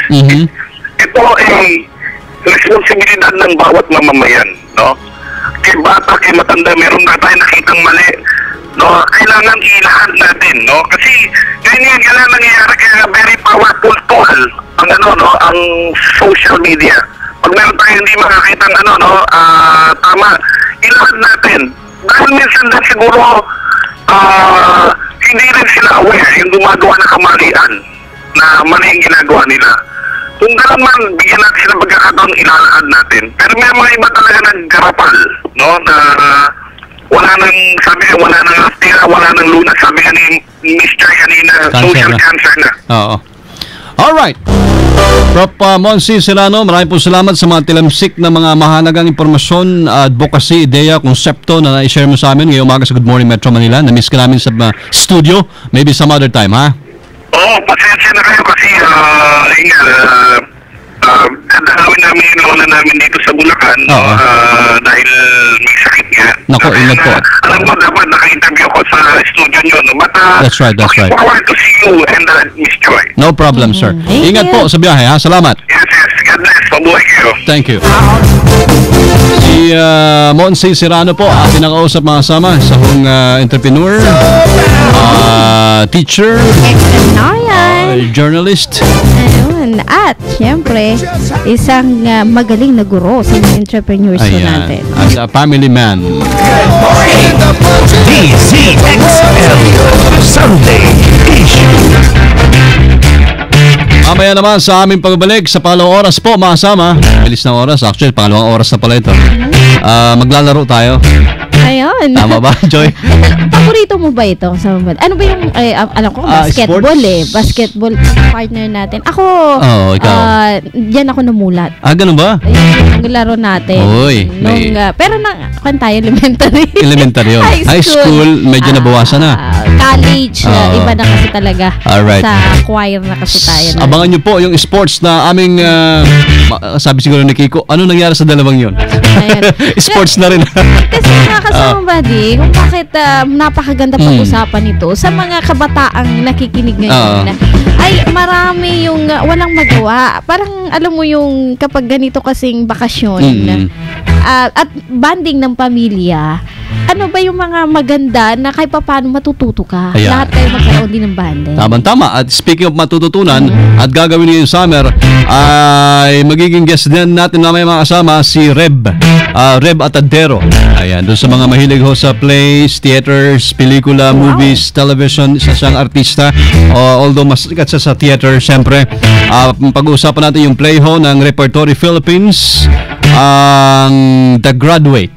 Wow. Ang title kasama Joy, The Graduate. Mamaya ng konti, bahagyan natin bibigyan sila ng daan, ha? Abangan.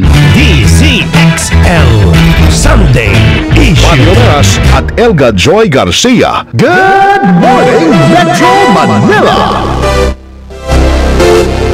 Oras muna tayo, kasama Joy. Oras sa DZXL 558 tatag, alas 9:08 na mga magandang morning. E ano, kung ako ay mahirap, hindi ako patitinag. Alam ko ang aking karapatan. Ako ay benepisyaryo ng Pantawid Pamilyang Pilipino Program. Ako ay sumusunod sa mga alituntunin at kondisyon, kaya naman hindi ako maaalis sa programa. Ang DSWD Regional at National Office lang ang may karapatang tanggalin ako sa listahan. Makialam, magsumbong, bawal ang epal dito. Para sa inyong mga sumbong, mag-text sa 0918-912-2813. Ang mensaheng ito ay hatid sa inyo ng DSWD, Pantawid Pamilyang Pilipino Program. DZXL 558. Estasyong walang pagkiling o pagkampi. Ihahain sa madlang nakikinig ang lahat ng anggulo ng bawat issue upang mapag-aralan at may isaalang-alang tungo sa tamang pananaw ng nakararami. Dito lamang sa DZXL 558, ang bagong kasama mo. 558 DZXL. Di na boring ang Sunday dahil mas pagaganday namin ang inyong morning. Gusto po kayo? Morning, Joy. Good morning! Bit-bit ang inyong mga bagong kabanding sa Sunday morning. Good morning, Metro Manila! Sunday morning radio talk show. Talakayang magaan, subalit malaman. Tayo mismo na gumagamit ng internet, ng iPad, ng computers. Dapat din alam din natin kung paano natin i-secure yung sarili natin. Mga isyong di na pag-uusapan araw-araw. Hacking, ito yung pagpasok ng iyong server o yung website, no? Illegal entry, ika nga. Dati, nagsisimula itong hacking na to for bragging rights lang. Ibig sabihin, parang masasabi lang niya na, uy, ako ang nag-hack niya o napasok ko yung sistema nila, no? Pero ngayon, as it evolved from bragging rights, nagiging parang money-making activity. Good morning, Metro Manila! Kada linggo sa bagong oras, alas 8 hanggang alas 10 na ng umaga. Kasama sina Banyo Meras at Joy Garcia. Dito lamang sa bagong DZXL 558. Happy birthday! Happy birthday lang muna. Pagbati, isa lang to lang sa listahan ko, to die. Birthday ni Raquel Lee Verano. Happy birthday. Congratulations. At sa lahat po na may mga birthday, kung nais yung pabati sa amin ni Kasamang Joy, 2 hours naman po ang program namin. Pwede nyo ipadala sa text. Di ba? Ayan, of course. At meron na nga nag-text at nagpapabati na? Ay, happy birthday? ng happy birthday to my original and one and only mother-in-law, Mama Belia Perez sa Avedra. Ayan, sa Avedra. Today, April 20, April 22 ba yan? Bukas. Greetings from Mon Samson of Manila Bulletin. Good morning, Mon! Salamat, ha? Ayan, meron pang birthday. Sino pa may birthday? Advance happy birthday kay... Congratulations! Uy! kay Conde. Nagpa-ice cream siya. Kailan? Ayan. Meron siya dyan eh. Yan nata, naubos kahapon. na. Kahapon. So bukas ang birthday ni Conde. Pero kahapon pa siya nagpa-ice cream. At hanggang ngayon, pero may natira doon. Matigas pa naman. Hindi na. Malambot. Naubos na. Happy birthday advance, ha? Advance happy birthday, Conde Bata. Ating bit reporter dyan sa kamara. Yan. At kay... Uy. Parang hindi niya pinapa-announce yan. Ayan. Happy birthday kay paring Weng sa 23. Ayan. Happy birthday, Sir Weng. Okay At belated happy birthday kay Sir Larry King. Yan. Nag-advance sa birthday live na si Boss Weng kasi nakakuha siya ng idea sa akin eh. Happy birthday po. Kailangan tumakas. Wala may mga birthday mga kasama, ha? God bless you more. Padiolas at Elga Joy Garcia. Good morning, Metro Manila.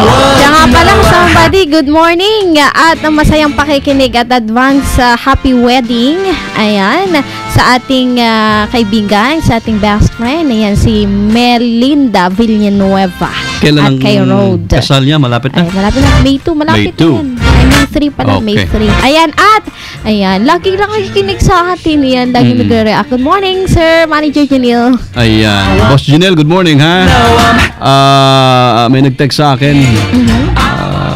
Sana hindi si Boss Janelle to dahil baka mapagalitan niya ako. Dahil hindi natin siya na-accommodate yung mga tanong niya kanina. Ayun, Ellen. Si Ellen.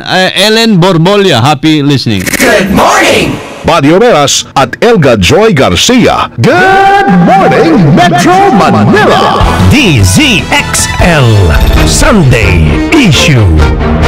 Bago po yung sports na topic natin sa pangalawang oras ng programa, ay binabati din natin kasamang Joy, tamang-tama yung tugtog natin kanina, sa lahat ng mga gumraduate, di ba? Nako, ang dami hong natutuwang mga nanay, mga guardians, mga parents. Graduate na sila. Gumraduate na raw sila ng pagpapaaral. Pero parang, teka muna, kamusta naman ang susunod na kabanata? Ayan na nga eh. Paghahanap ng trabaho naman. Akala ko Siyempre, pal. Magiging pal. Ay, wag naman sana, lahat. Ibig sabihin daw niyan, may allowance ka pa rin ibibigay habang naghahanap ng trabaho. Ang mga graduates ngayong 2013. Good morning! Most Behave, Jennifer Corpus. Good morning! Most Industrious. Good morning! Elga Joy Garcia. Good morning! Most Handsome. Ayan, Buddy Ruel. Oberas. Ay, dalawa kami. Good morning! Inom na na. Nap de los Reyes. Good morning! Hindi naman most chick boy. Ay, hindi naman. Oh. Most Loving, Nap de los Reyes. Good morning! Ayan. Most Romantic, Nap de los Reyes. Good morning! Most Generous. Kinuha niya lahat, ano? Good morning! Nap again! Award. Ay, grabe. Hinakot. Hinakot talaga. Sa lahat po ng mga nanay, mga nagpa-aral, nag-abroad, OFWs, na kami po'y bumabati sa inyo, congratulations. At least yung pawis ninyo may kinahinat na.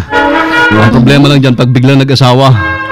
Oo. Hindi pa gumagraduate, nag-asawa na. Asang-asa si Lola. Ayun, may susunod na naman. Si Mama, Pag ayun nga ganon. lang. Okay, speaking of the graduates of 2013, ngayon po umaga ito ay mapalad tayo na makasama sa telepono ang isang guest natin. No, hindi pa yung sports makasama. Binibigyan daan ho namin at pugay ni kasamang Joy dito sa palatuntunan Good Morning Metro Manila ang mga theater organizations kung napapansin po ninyo. At ngayong umaga ay minsan na nating nakausap si Miss Juno Hinares ng Repertory Philippines sa mga big boss dyan. At ngayong umaga naman mabibigyan daan natin mga kasama ang isang theater actor.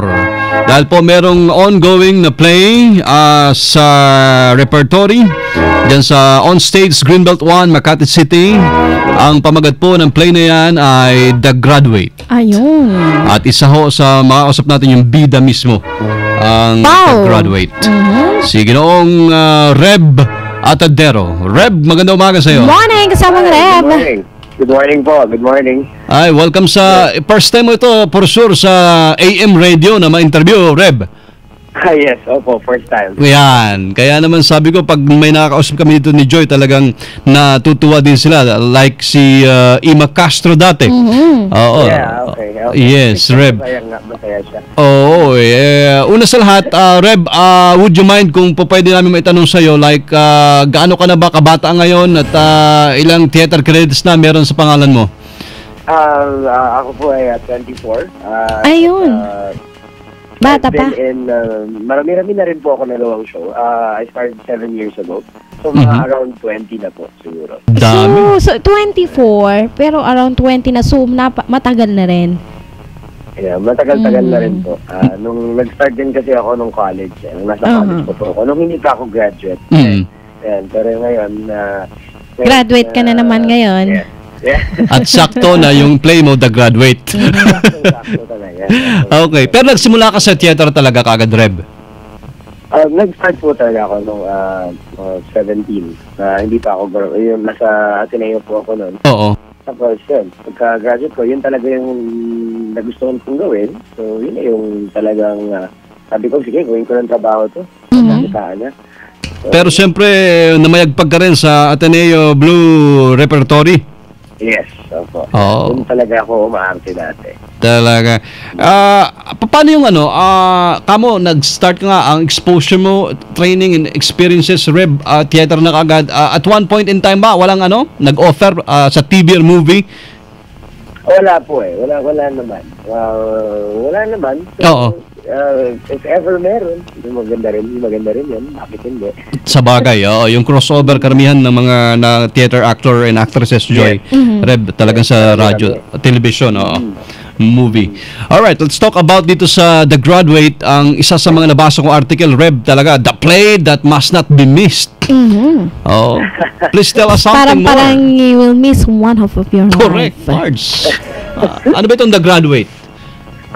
Ito yung The Graduate po, siya yung, naalala niyo ba yung movie dati na si Dustin Hoffman, nung bata pa siya? 67? 1967. 67, okay. Yes. May movie dati, ang title niya The Graduate. Tungkol siya sa isang graduate na hindi niya alam kung anong gagawin niya sa buhay niya. So, which is nangyayari ngayon, Reb, ha? Sa totoong buhay talaga. Actually, sa totoong buhay nga po nangyari siya sa akin. Kaya sobrang interesting na sa akin ibigay yung role. At yun, nung hindi niya alam yung gagawin niya, so, pero ito yung hindi nangyari sa akin. Itong nangyari sa kanya na bigla na lang, all of a sudden, hindi niya alam yung gagawin niya, na wala siyang direksyon sa buhay. Tapos, na bigla siyang na-attract sa kanya yung si Mrs. Robinson, played by Tita Pinky Marquez, who's a brilliant actress. And na-attract sa kanya, tapos since wala siyang magawa, so parang umuo siya. They'll have a relationship of some kind. Ito na yung gagampanan ni Miss Pinky Marquez. Ay, hindi. Tama ba? Miss Pinky Marquez, yes, that's Mrs. Robinson. Mrs. Robinson, yeah. Nagkaroon sila ng relationship, tapos biglang nung nakilala niya yung anak ni Mrs. Robinson, na-in-love siya doon. So yun, bumuli yung buhay niya. Ayun na pala yun. So doon na magsisimula ang twist and turns. Yes. Hindi po talaga magsisimula. At talagang maganda siya kasi maraming makaka-relate. Hindi naman yung magkakaroon ng relasyon sa mas matanda, mas nakatatandang babae or tita. Hindi naman. Hindi naman yun. Pero marami kasi talagang yung character na si Benjamin talagang maraming taong makaka-relate sa kanya. Ayun, marami. Lalo na ngayon. So yung tinatawag na everyman. Yes. Ayun. So, ano yung role mo doon kasamang Reb? Basic, ang role ko po as Ben Brada ay yun, hindi niya alam yung gagawin niya. So, naghanap siya ng mga gusto niyang gagawin sa buhay, pero hindi niya mahanap. Until one day, kung tawagin natin sa Filipino, yung tita niya ay na-attract sa kanya. Hindi naman sila magkamag-anak. Okay. Asawa ng best friend ng tatay niya. Na-attracted pala sa kanya. Mas matanda sa kanya. Maraming mga ganyan na ngayon, di ba? Oo. Uuso ng ganyan ngayon. Yeah, interesting na nasabi niyo po yan, no? Kasi noon, ngayon, meron din mga ganyan na, pero noon, di ba, noong 60s, medyo, parang tabu na hindi talaga nangyayari, di ba? Kung nangyayari, di ba, nakaka-scandalous, nakaka-shock. Tama. Hindi namin napanood ni Joy, Reb, yung The Graduate dahil sinadya ko hindi panoorin kahit sa YouTube kagabi. Parang din pag nanood kami ng play mo is mas manamnam namin kasi binabanggit yung mga lines niya raw talaga sharp, witty, and funny. Yeah. Talagang yung dialogue na talaga is made for yun, to be sharp, to be funny, to be witty kasi talagang that's what makes it interesting. Kasi talagang yung show mismo, parang nakakatawa siya. Parang kung pag-uusapan niyo talaga. Rom-com. Kung pag-uusapan, di ba? Mm-mm. Na, yung mas matandang mo dahil, nagkarelasyon ka, ganyan. Pero, I guess, sinulat siya in a way na parang sitcom, siguro. Na, hindi naman, not that it's all comedy, not that it's all drama. It's a perfect mix. Ayun. Para sa mga tagapakinig natin kasamang Reb, curious lang ako, ilang buwan na inyong talagang binuo ito para maging almost perfect siya? Nagsimula po kami nung February. So, tapos nag-open kami nung April 5, so mga 2 buwan. Mga 2 buwan po. Normal na sa theater yung ganung ano, no? Normal panahon. Talaga na gano'n. Yes, normal na gano'n yung rehearsal period na tinatawag. Oo. Normal po. And talagang marami kaming ginawang trabaho. Marami kaming, and I don't know if, alam niyo po ito, pero it's actually for 18 years old and above, which means meron sa mga material na medyo pang matanda na, or pang nakatatanda. So, kumbaga sa MTRCB ay hindi naman... may rated ba siya? R18 ba? R18, yeah. R18 po siguro. Sabi na natin R18. Yeah. Kasi talagang marami po kami pinaghandaan na mga proseso, kami mga aktor na nandun sa entablado. Talaga kami pinaghandaang proseso na sa loob-loob namin. Ito talaga nangyari sa amin. Tama. Yun po talaga yung pinaghandaan namin. Sino pa yung mga cast members, mga kasama mo pa, Reb? Aside from Pinky Marquez playing Mrs. Robinson, there's also Cara Barredo, who's playing Elaine Robinson, ang kanyang anak, at Jeremy Domingo as Mr. Robinson, and Jaime Del Mundo, who is also our director. Uy, magaling to. Oo.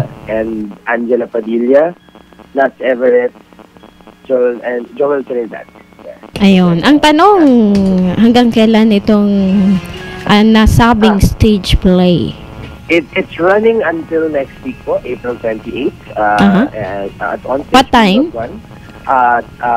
Fridays at 8 p.m., Saturdays at 3:30 and 8 p.m., and Sundays at 3:30 p.m. Okay. So, pagkatapos yung mag-mall dyan sa Greenbelt, diretso na kayo sa on stage. Yes, of course. Why not?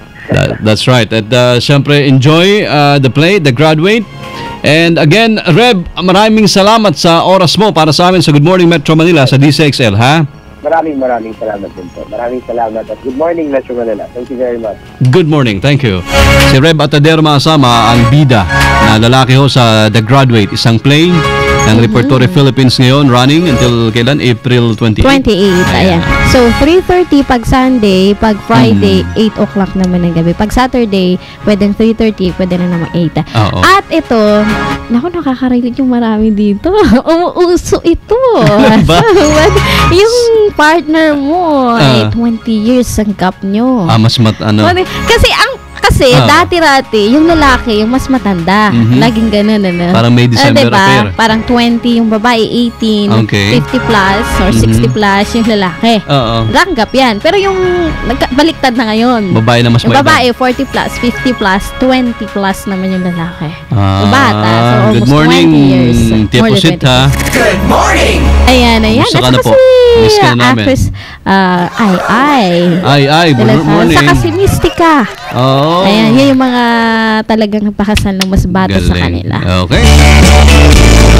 Once again kay Ma'am Juno ng Repertory, ha? Morning! Mario Veras at Elga Joy Garcia. Kaya na? Tara na! Asan yung ano? Good morning! Ayan! Asan yung lyrics? Ayan. Ayaw talagang kantay ng partner ko. Nahihiya sa akin. Kasi yung copy. Oo nga. Yung copy ang Sunday morning. Hindi ko alam kasi lyrics. Ano ba yan? Grabe, nabibiti kami lagi next sa'yo. Sunday na lang. Alam mo. Hanggang kailan yung next Sunday na yan? Doon sa balitang chalap-chalap, biti na kami. Tapos pagdating dito sa kanta nito, bitin na bitin pa rin kami. Ayan. Sige, next Sunday ulit, ha? Good news muna tayo, mga kasama, pahabol. Magandang morning balita. Good news sa Metro Manila. Ngayon na.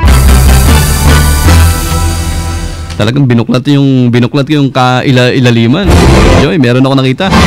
At mga kasama, kinilala po ng MMDA natin, ng Metro Manila Development Authority, ang kanilang 35 street sweepers kanina. Congratulations sa kanila. Naglalaman ng 61 million pesos kasamang Joy, Maynilad Water Services sa pagpapalito ng mga leaking pipe sa lungsod ng Quezon. Ayon kay Maynilad President at Chief Executive Officer Ricky Vargas, papalitan po ang 11 kilometrong sirang tubo na magbibigay daw ng mas magandang serbisyo sa halos 20,000 katao sa East Fairview at saka sa East Fairview Park Homes. Kaugnay nito, pinabarikadahan din ang mga kalsadang maaaring maapektuhan ng pag-aayos ng tubo para sa kaligtasan ng mga taong dumadaan. Ngayon, pag may mga sirang tubo, yung sumisirit yung tubig, naliligo marami dahil summer, mainit. Maraming ganyan sakali mapapansin nyo. Patuloy ho ang ugnayan ng Maynila at Quezon City Engineering Department sa pamagitan ng kanilang hepe na si Ginoong Joselito Kabungkal at sa iba pang lokal na ahensya para sa project na ito. Mario Veras at Elga Joy Garcia. Good morning, Metro Manila.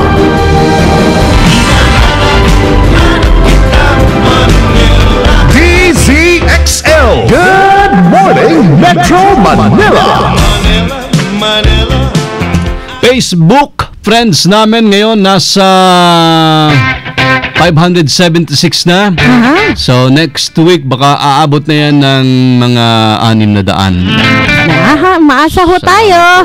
Ayan, i-add nyo ho kami. Ayan, sabi ni Texter 606. Good day po, pwede po ba pakiayos naman sa MMDA yung sidewalk sa Guadalupe? Dito sa atin yan dami po vendor, lalo po sa hapon.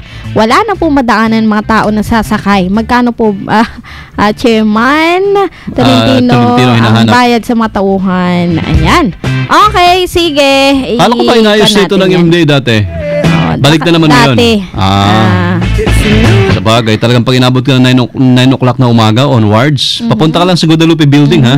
Hindi ka makakakanan kasama Joy para mag-park. Ayan. At saka isa pa maliban dyan, pagkakaalam ko, yung MRT nakakarating din hanggang dyan ba? Dahil sa haba. Anyway, sige, noted ho yan. Thank you. Nangiti ako dun sa binabanggit kanina ni Monsi, dun sa mga kandidato ngayon, di ba? Na ipinangako ng ang langit at lupa. Papangako ang bituin. Di ba? Akatuwa sila, no? Well, I don't know din naman kung yung mga bago ay dapat din mabigyan nga ng pagkakataon. Hindi mo iwas. Mabibigyan kaya sila ng pagkakataon. Ayun na nga, Joy, di ba? Minsan kasi ang pamantayan ng mga botante naman, iba-iba din, Mahirap. Totoo yan. Kung si Mike Tyson iboboto mo, parang ano yan, di ba? Suntok sa buwan daw. Kayo talaga. May event po kami ngayong umaga ito. Ang event namin ay kausapin ng isang magaling sa sports na binabanggit namin kanina pa. Ano bang sports to kasamang Joy? Ayan, ito ho yung, tama ba? Ito daw yung sports sa mga talagang magagaling mag-isip. Matatalino? Matatalino. Hindi ho magaling mag-isip ng kalokohan, matatalino. Tama ba? Itong... Kaya pala hindi ko ito sports. Sports yan ni kasama, di. Mas masarap daw kasi sa mga kalalakihan ang basketball. Sabagay. Pero maganda din ito sa mga tinatamad ng maglaro. Ayun. Tama ka. Na-qualify mo yun kasamang Joy. At saka kaya ako naman hindi masyado nagustuhan. Banggitin ho natin ang larong chess. Ang ating tampok sa huling kalahating oras ng Good Morning Metro Manila ngayong umaga, Joy, ay dahil mainipin akong tao. Mas paborito talagang dama. Oo. Lalo na kapag perdigana. Ito kasi yung para sa akin ay talagang ito yung laro kasi namin sa buong pamilya na lahat kami ay banding. Banding. Ito yung parang banding. Saka mag-iisip ka talaga namin. Kasi lahat. Sa amin, per kwan yan team sa bahay. Ganun ba? Ayan, talagang. Ay, maganda. Tapos kung sino yung matatalo, maliban sa may... Anong gagawin parusa? Maliban sa siya ang magluluto, lahat-lahat, maglilinis. Nagugas ng plato. At meron pa siyang dapat ay siya mismo yung bibili sa pera niya. Maganda. Ay, ganun pala may pustahan. Tapos pero kanya-kanyang partner yan. So, napakaganda. So, talagang maggagawa ka ng parang panalo ka. Ako, so, lalo na pag ganitong Sunday, bakasyon, invest na yung mga bata kung saan-saan napunta. Napakagandang banding time din ito. Abangan nyo po mga sama ating panauhin at ang usapin po ng larong aheadress. Make the right choice. Tama yata, make the right move. Ang sabi, play chess. DZXL Sunday Issue. Oras sa DZXL 558 at alas 9:32 na ho ng magandang morning. DZXL 558. Estasyong walang pagkiling o pagkampi. Ihahain sa madlang nakikinig ang lahat ng anggulo ng bawat issue upang mapag-aralan at maisaalang-alang tungo sa tamang pananaw ng nakararami. Dito lamang sa DZXL 558, ang bagong kasama mo. 558 DZXL at Elga Joy Garcia. Good morning, Metro Manila!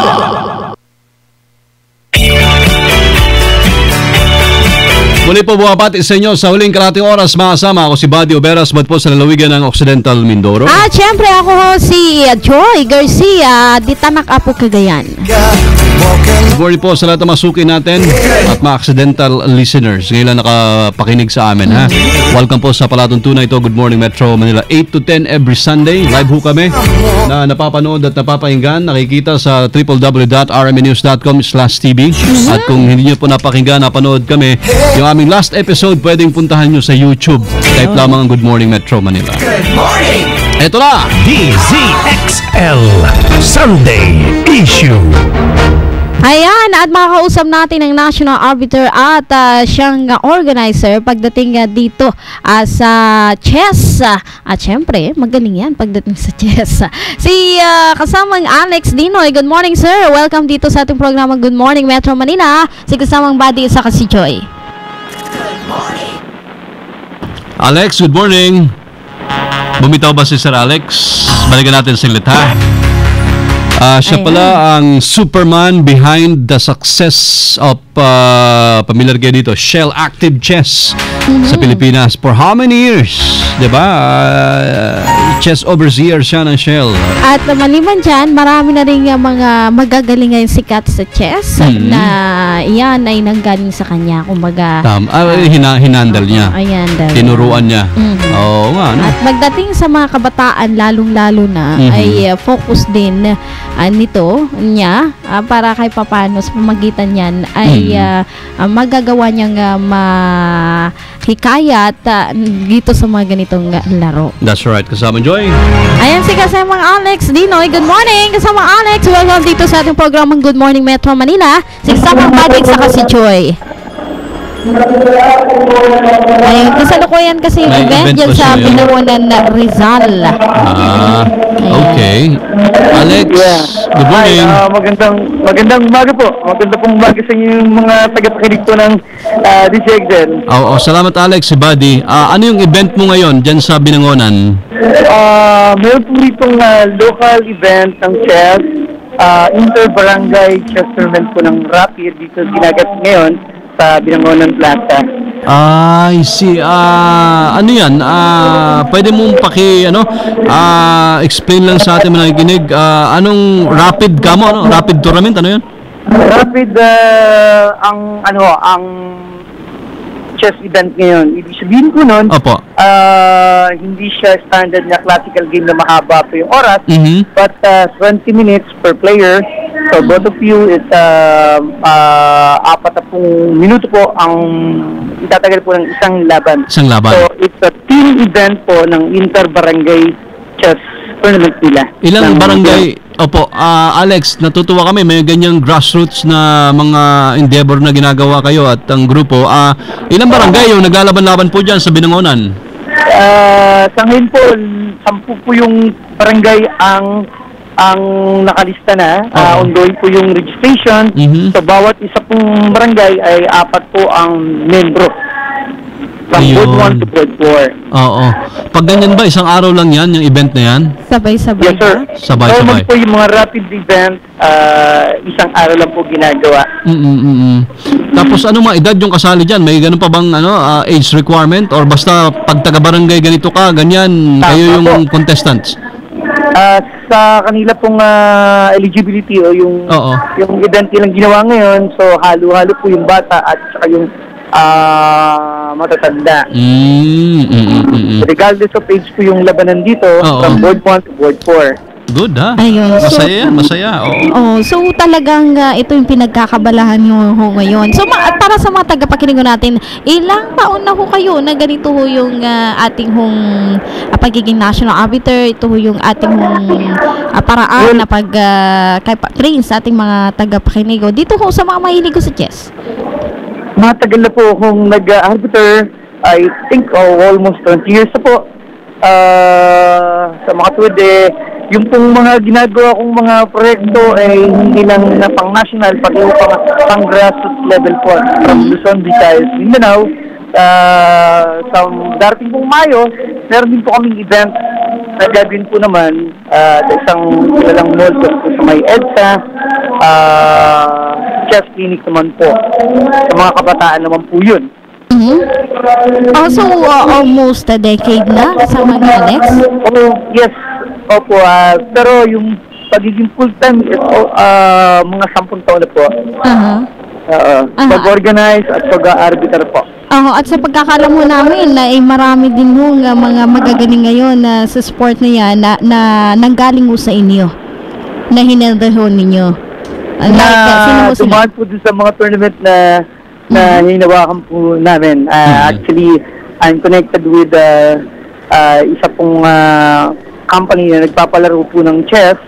20 taon na po sila nagpapalaro ng chess. Nabanggit na yata namin, Alex, ito yung Shell? Hindi. Tama, sir. Okay. Yung Pilipinas Shell Petroleum Corporation. Very good. Ang ano po nila ay mga bata naman po from 7 years old hanggang 20 anyos po ng mga edad. Tama. Kasi yung taon po na ito ay 21 taon na po ang chess tournament na hina-handle po nila. Maganda yung involvement at saka yung advocacy na mas ilapit pa dahil sa countryside o sa grassroots level, ang dami rin magagaling mag-chess. Marami po. I think we have 16 grandmasters na po sa Pilipinas. Oo. Tapos personal lang na note kasamang Alex, ikaw, anong edad ka nagsimula maglaro ng chess? Ay, ako ho'y 5 taon. Natuto po ako ng chess sa pamamagitan ng aking ama na nagturo po. Bagamat naging budget po ako, pero hindi naman po ganun kagalingan. Hindi po big-master talaga. So, madali ka lang, 5 years old, talagang naglalaro ka na ng chess. Inspirasyon mo si daddy? Opo. Madali ka lang natuto, Alex? Madali po dahil ang ama ko at ang tiyuhin ko ay mga chess player din po. Oo. Para dun sa iba, ako personal din, hindi nga kasi ako mahilig maglaro ng chess. Ano yung meron sa larong ito at anong magandang benepisyo niya para sa isang gustong maglaro ng chess? Sa nakikita ko po dahil ang mga magulang sa ngayon, pinalalaro nila, pinapaturuan po sa amin ng mga bata dahil sa kaliwat kanan na po yung internet, iniwasan nila yung mga ibang bisyo. Itong summer nga po ay napakaraming mga events ng chess, chess clinic, chess tournament.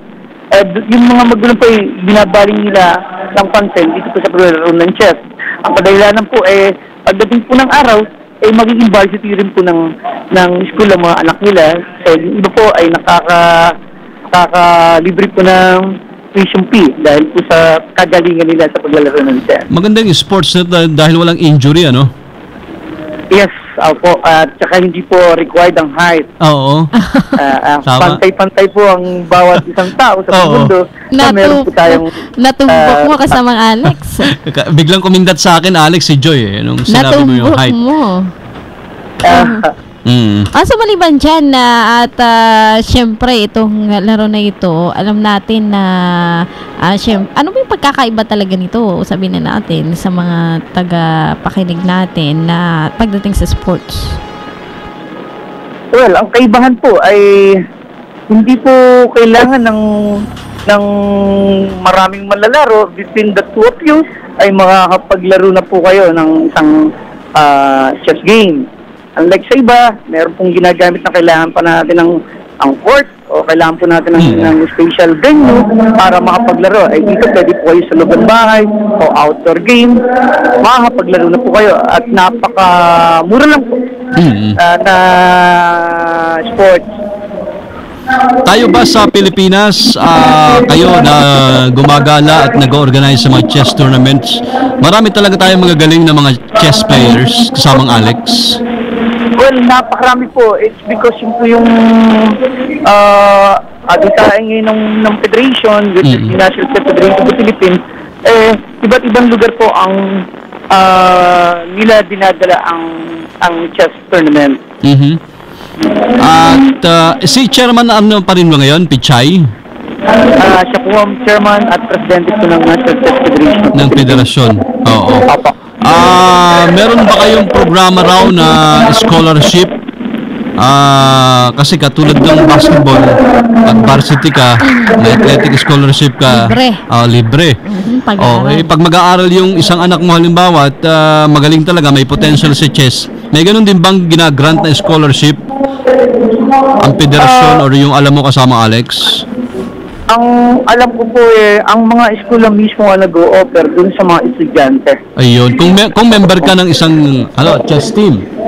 Chess team. Pag varsity ka na, yung pong ibang mga schools ay talagang full scholarship ang nakukuha po ng isang varsity player. Pero sa National Chess Federation of the Philippines, walang ganung programa, but instead siguro yung pagtuklas talaga sa mga magagaling na chess players. Meron man po silang mga allowance pagka member ka na po ng Philippine team, which is under the Philippine Sports Commission naman po sila. Ito na po yung tinatawag naming professional na mga manlalaro po, yung mga Grandmasters, International Masters, at National Masters we have in the Philippines. Nabanggit mo yung mga master na yan. Ako, litong-lito ako dyan dahil hindi ko naman maintindihan kung ba't master to mga ito. Ano yung level? Paano yung ranking dyan kasamang Alex? Medyo mababa po talaga yan. Kung pag-usapan po natin master, pagkakaalam ko po, yun po ay na-handle po ng Federation, which is the National Chess Federation of the Philippines. Pag ikaw po ay naglaro sa isang prestigious national event once a year, sometimes twice a year, ay ginagawa, even sa international event that we hold here in the Philippines. Doon po nagkakaroon ng title. Pero kung makukuha mo yun, kailangan dumaan ka muna sa napakaraming proseso. Tama po. Manalo ka sa halos lahat. Kaya kasama pa rin po siyempre, katulad ng ibang sports, yung discipline, tsaka yung pagiging seryoso, pag-aaral po ng sports na to. So, hindi porket kayo naglalaro ng chess, kagad-agad magkakaroon ng ranking or level? Hindi po. May mga proseso po yan sa federasyon po. So, halimbawa, si Wesley So, bago siya naging GM, tama ba, Grandmaster ang tawag? Grandmasters po yung pinakamataas. Yun ang pinakamataas. Ayun. So, may international master din, di ba? Sino yung mga GM natin sa Pilipinas ngayon? Ilan sila? Marami rin ba? Sa ngayon po, mga 16 na po ang Grandmasters natin sa Pilipinas. Wesley So nga po ang pinaka-top natin. Top natin. Sa Pilipinas. Oo. Pag naglalaban-laban sila, may nananalo at natatalo rin. Siyempre. Kasi para pag sabi ng pamangkin ko, pag GM ka na sa chess, baka hindi ka na kayang talunin. Hindi, laban, bakbakan pa rin to the max. Kung siyempre, lahat na ng moves, alam mo na. So, ang pinag-uusapan na lang pag ganyan, alam mo na yung mga moves. Ang pinag-uusapan na lang ba yung oras? Kung kailan matatalo? O mas mahabang oras? Kasama rin po, factor din po yung sa larong chess yung oras. Pero, oo nga, no? Pag lahat kayo masters na GM, mahirap na talaga. Parang, paano? Paano yun para sa mga tagapakinig natin? Kasi syempre, alam mo na lahat yan. Expert, gamay na gamay mo na yan. Kasama Alex. Pero kasama Alex, matanong ko lang para sa mga tagapakinig natin na dito sa mga mahilig mag-chess at sa mga hindi, ano ba yung nakikita ko natin na paano kung ikukumpara natin yung mga grandmasters o yung mga magaling sa chess dito sa mga dayuhan, ano yun, kahit paano abante naman tayo o nahuli tayo? Pantay lang po yan. Siguro po sa dedication ng isang manlalaro ng chess, kung kaalan niya pinag-aralan yung kalaban niya, kasama rin pa rin mo yung tactics Para po sa ibang sports, pag-aralan mo rin kung ano ang kinikilos ng kalaban mo. Ano yung mga moves sa chess na kilalang kilala? Yung common lang, pangkaraniwang alam ng marami. Common po ngayon, lalo sa mga kabataan, yung Sicilian defense at saka yung Ruy Lopez. Yung Sicilian, naririnig ko madalas yun. Ano yung isa kasama, Alex? Ruy Lopez. Ray Lopez? Opo. Tama ba ang pagkakainig ko, Ray Lopez? Ruy Lopez. Sige. Tapos, paano daw kumikita ang isang chess player? Paano siya yung kita, paano yung kitahan dyan? Paano ka magkakaroon ng profession din yan, di ba? Sa ilan profession po talaga. Pagka nakita nyo pong magaling talaga ang isang bata, ito po ay ginagawang profession ng chess. Dahil meron naman po silang allowance na natatanggap from the Philippine Sports Commission. Ayun, allowance. Tapos, pag nanalo ka, may cash component ba pag nananalo? Meron po. Yung premyo po ng chess, meron din po. Pero sa totohanan lang, kung awareness sa chess sa Pilipinas, siyempre malayo sa naging awareness sa football, di ba? Right after ng ASCALs. Sa chess, sa tingin mo, kasamang Alex, yung awareness level, mataas na rin ba? At saka yung interest ng marami sa larong chess sa Pilipinas? Sa akin palagay to schools, kilala na rin po ang chess. In fact, bawat isang major tournaments na hinahandle ko at napupuntahan ko po ay meron pong daan-daan na naglalaro. At on my experience with the Filipino Shell Petroleum Corporation, yung Shell National Youth Active Chess, marami po, libo po ang mga naglalaro sa kanila. Alright, so talagang at least sumasabay siya doon sa iba pang sports natin sa Pilipinas kung saan tayo mga Pilipino kinikilala at magagaling naman kasama Alex. Totoo po. At least yung sports ko na dama, mas hindi kilala yon, di ba? Pero perdigana. Meron ka pa bang event after nitong sa rapid tournament na to sa Binangonan, Alex? Yung kasunod to ay sa April 27 in Manila sa San Andres Complex po. Ayan, so active na active kapag ganito. Mayor's Cup po yan. Mayor's Cup naman yan. Pag summer, mas marami yung activity ng chess. Sana may tournament ng chess between one senator, one-on-one. Yung mga tatakbo ngayon, Baka may magsuntukan sila niyan Alright, Alex, alam ko busy ka at kahit paano pagbigyan mo kami sa programa, may event ka dyan ongoing. Nasa sa iyo yung pagkakataon siguro kung po pwede ka mag-invite kahit sa personal note din kung may gustong magpa-training under you, paano gagawin, please go ahead. Well, salamat po ng marami sa pagkakataon binigay po ng RNDCXL at sa inyo po naniniwalang ang chess kaya kong dumaban sa buong mundo. Maraming salamat po. Inaanyayahan ko kayo sa mga tulunod po ay makipagsangguni lang kayo sa mga chess coordinator ng bawat bayan po. Ay marami pong event bawat bayan. Maraming salamat po ulit. Alright. Magandang umaga po. Thank you very much. Thank you, Alex. Kasama si Ginong Alexander E. Dinoy. Kinumpleto yung pangalan talaga ni Alex. Parang Salvador lang yan Oberas. Si Elga Joy din. Ayan, Salvador! Yun din. Oo, Salvador ako. Oo. Ayan, yung mga pangalan talaga ng mga Espanyol. Hindi kasi pag sinabi mong Salvador, Kalendaryo, kinuha. Hindi, babaero Aray ko. Lapit sa mga babae. Ganun ba? Kala ko Pag Savior. sinabi mong Salvador, Ganun ba? para sa amin yun yung... Ganun? Pero ito gwapo na talagang stick to one. Muntik nang hindi ko masundan yung segue mo. Layo agad Pero sa pula. Nakang winner talaga. Kaman Joy, natutuwa ako dahil ang chess talaga. Ako, pag nagkikita ko ng mga nandiyan sa baba, sa Guadalupe, ang dami sa mesa-mesa dyan, di ba? Naglalaro. Alam mo, talaga makikita mo sa nila yung focus. Tingnan mo lang yung mga galaw ng kanilang mga pagmumuka. Talagang, tapos minsan yung daliri pa niya, itinututok pa niya sa sentido niya, di ba? Parang may kinakapang move doon, hindi ko maintindihan. Tapos, syempre, tahimik sila niyan. Tapos talagang kitang-kita mo,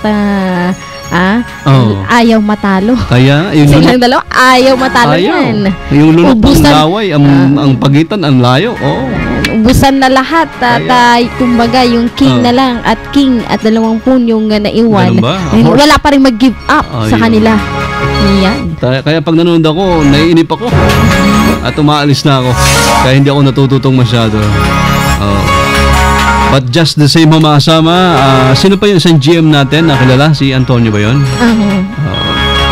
Si So kasi ngayon yung...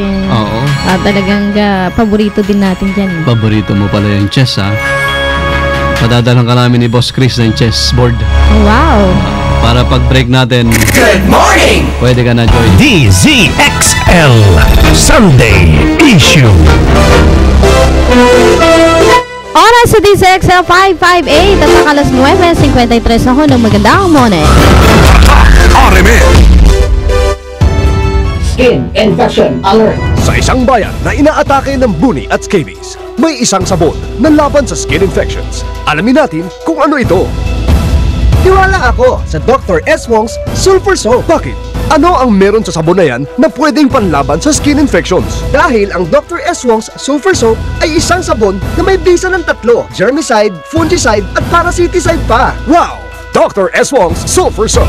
Also available, Dr. S. Wong's Sulfur Soap, scented with moisturizer. IPI, 50 years of quality products. 558 DZXL. Good morning! Sunday morning. Good morning, Metro Manila! Sunday morning radio talk show. Gusto po kayo? Morning, Joy! Good morning!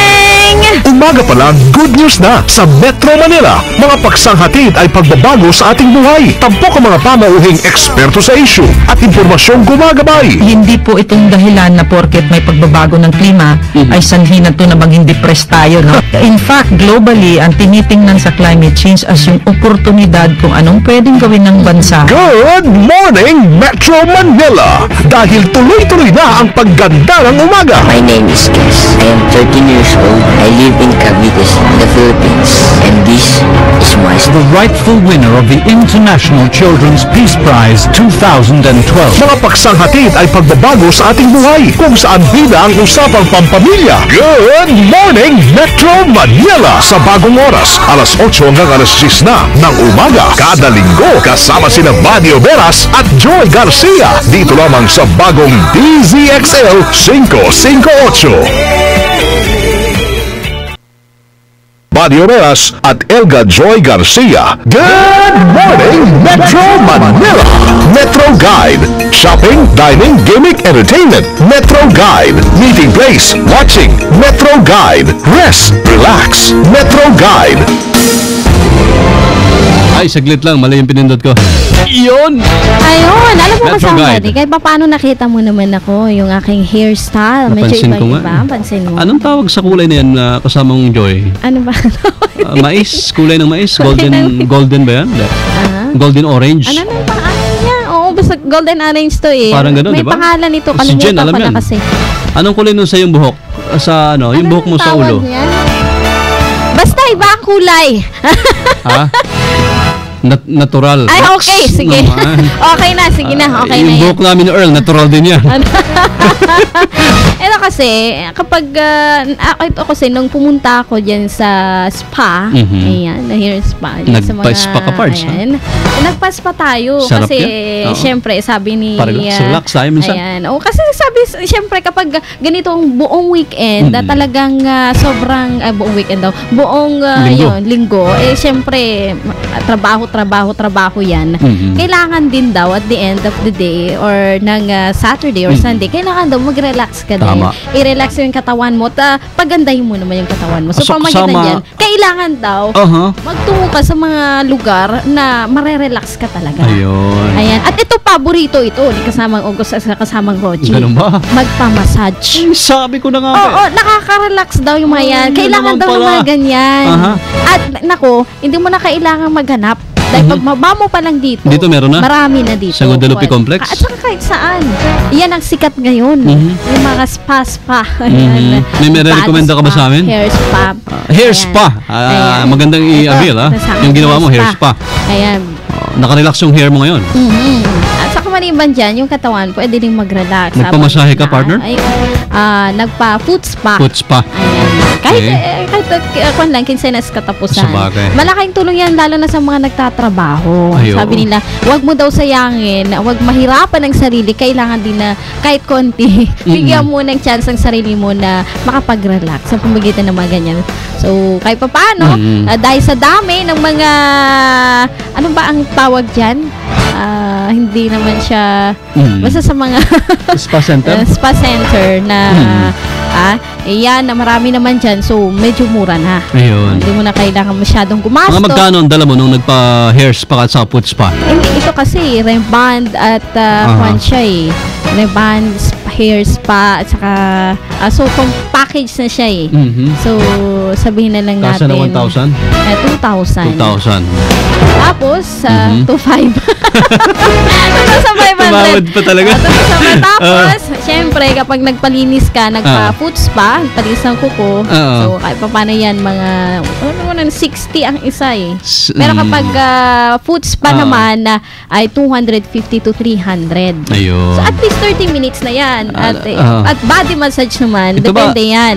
So, mga 300 to 500, depende na yan kung anong klaseng massage ang gusto mo. At meron pang body. So, ang dami Body massage. ng pagre-relax sa katawan. Pa-pedicure, manicure ka rin? Ayun. Pedicure, manicure, 60 to 80 pesos. Tama. Nakuha mo ba yung pangalan ng spa na pinuntahan mo para pupuntahan namin ni Jen at saka ni Ruel at saka ni Nap?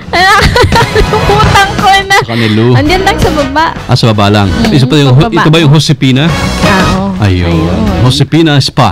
Ground floor, Guadalupe Complex, Makati, mga kasama. Sabihin nyo lang na napakinggan nyo sa DCXL. Bibigyan kayo ng discount. Oo. Dapat lang. Ayan, Spa Today, Metro Guide. Kung may alam kayong spa na gusto nyo iparating sa amin, i-announce namin kung saan na-address. Kung may promo, no problem. Metro Guide. Shopping, dining, gimmick, entertainment. Metro Guide. Meeting place, watching. Metro Guide. Rest, relax. Metro Guide.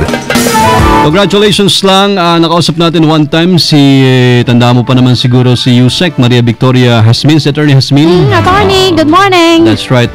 Nabasa ko lang sa Manila Bulletin din. Congratulations to turnover. Nabanggit niya sa programa to bago lumabas. Yung technical assistance documents na sa launch po ng ADB, SIDA Technical Assistance on Improving Competitiveness on Tourism, ginawa sa Bayleaf Hotel Intramuros. Last April 10 pa. Congratulations lang kay DOT Secretary MJ, siyempre Mon Jimenez, at kay Tourism USEC, Attorney Victoria Hasmin. Good morning po.